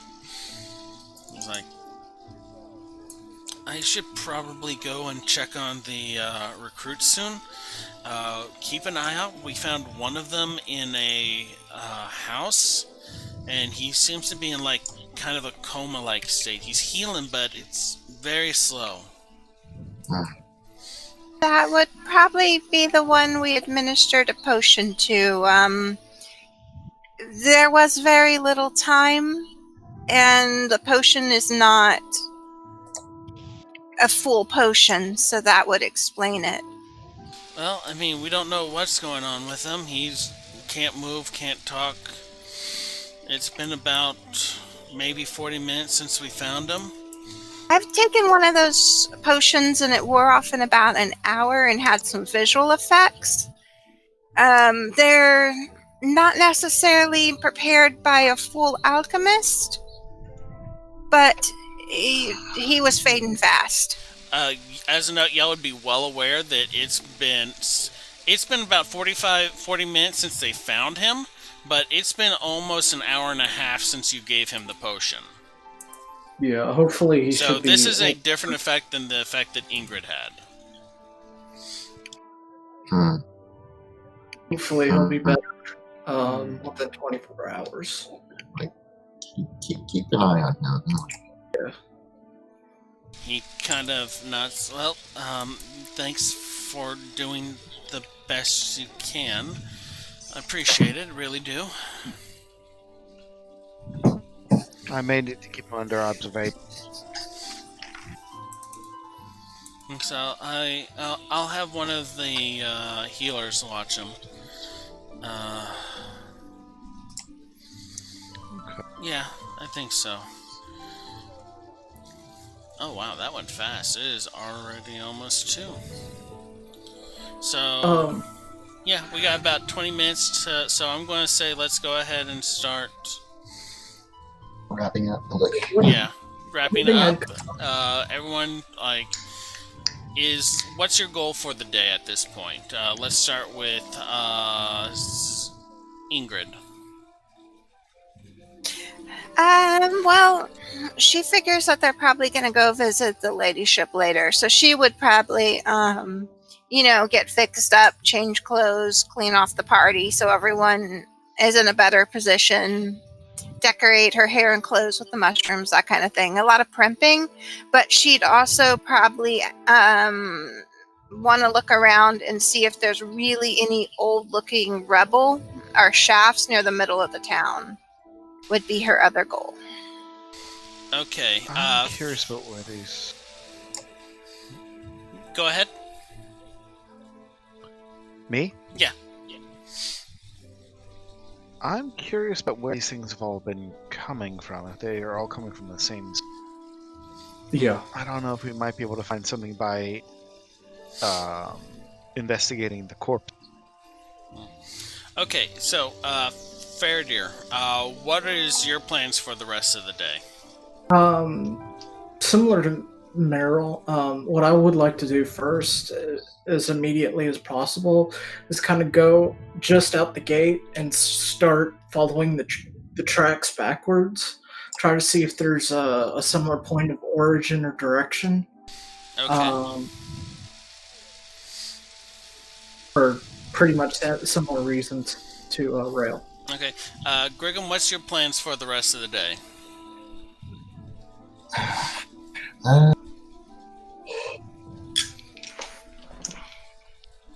I want to say I'm definitely going to take a moment to meditate.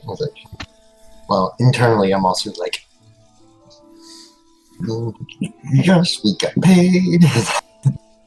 So are you going to hold on to You've the been bag? on invited this to it. one? Like, yeah, definitely. Also, like, we got noticed by some important dish. It's like, All right. our enterprise is getting its name out there. Okay, and so, Rail, what would you want to do for, like, the rest of, like, the day? Again, I said I was interested in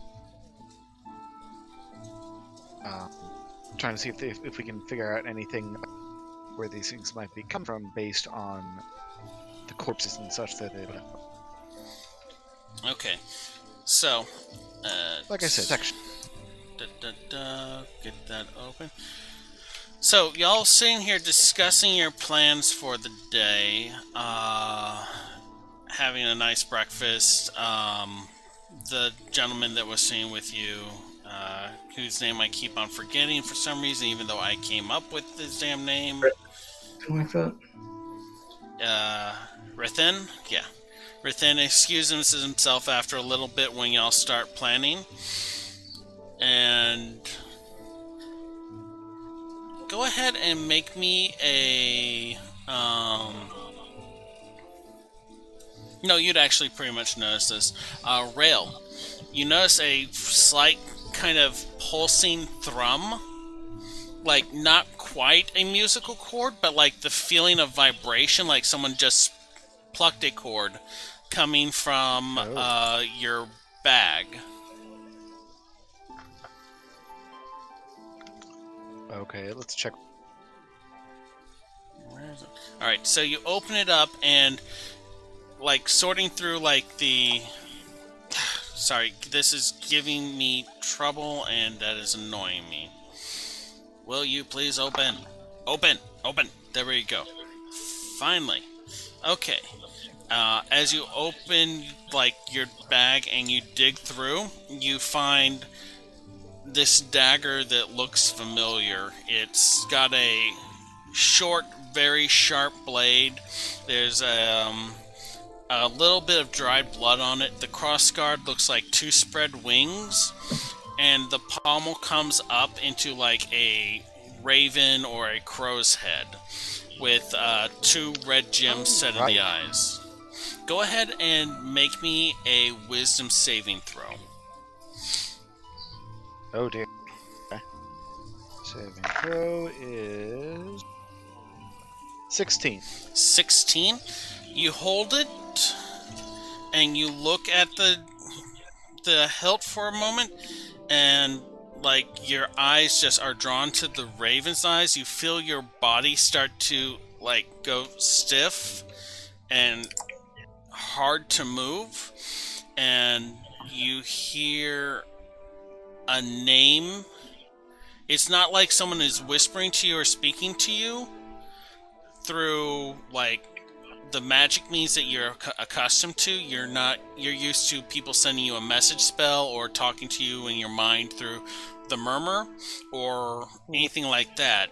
It's somewhere between a memory that's yours and a memory that you gotten from a thought strand. As the raven's eyes kind of flare, you hear the name Karal before your body just goes lock stiff.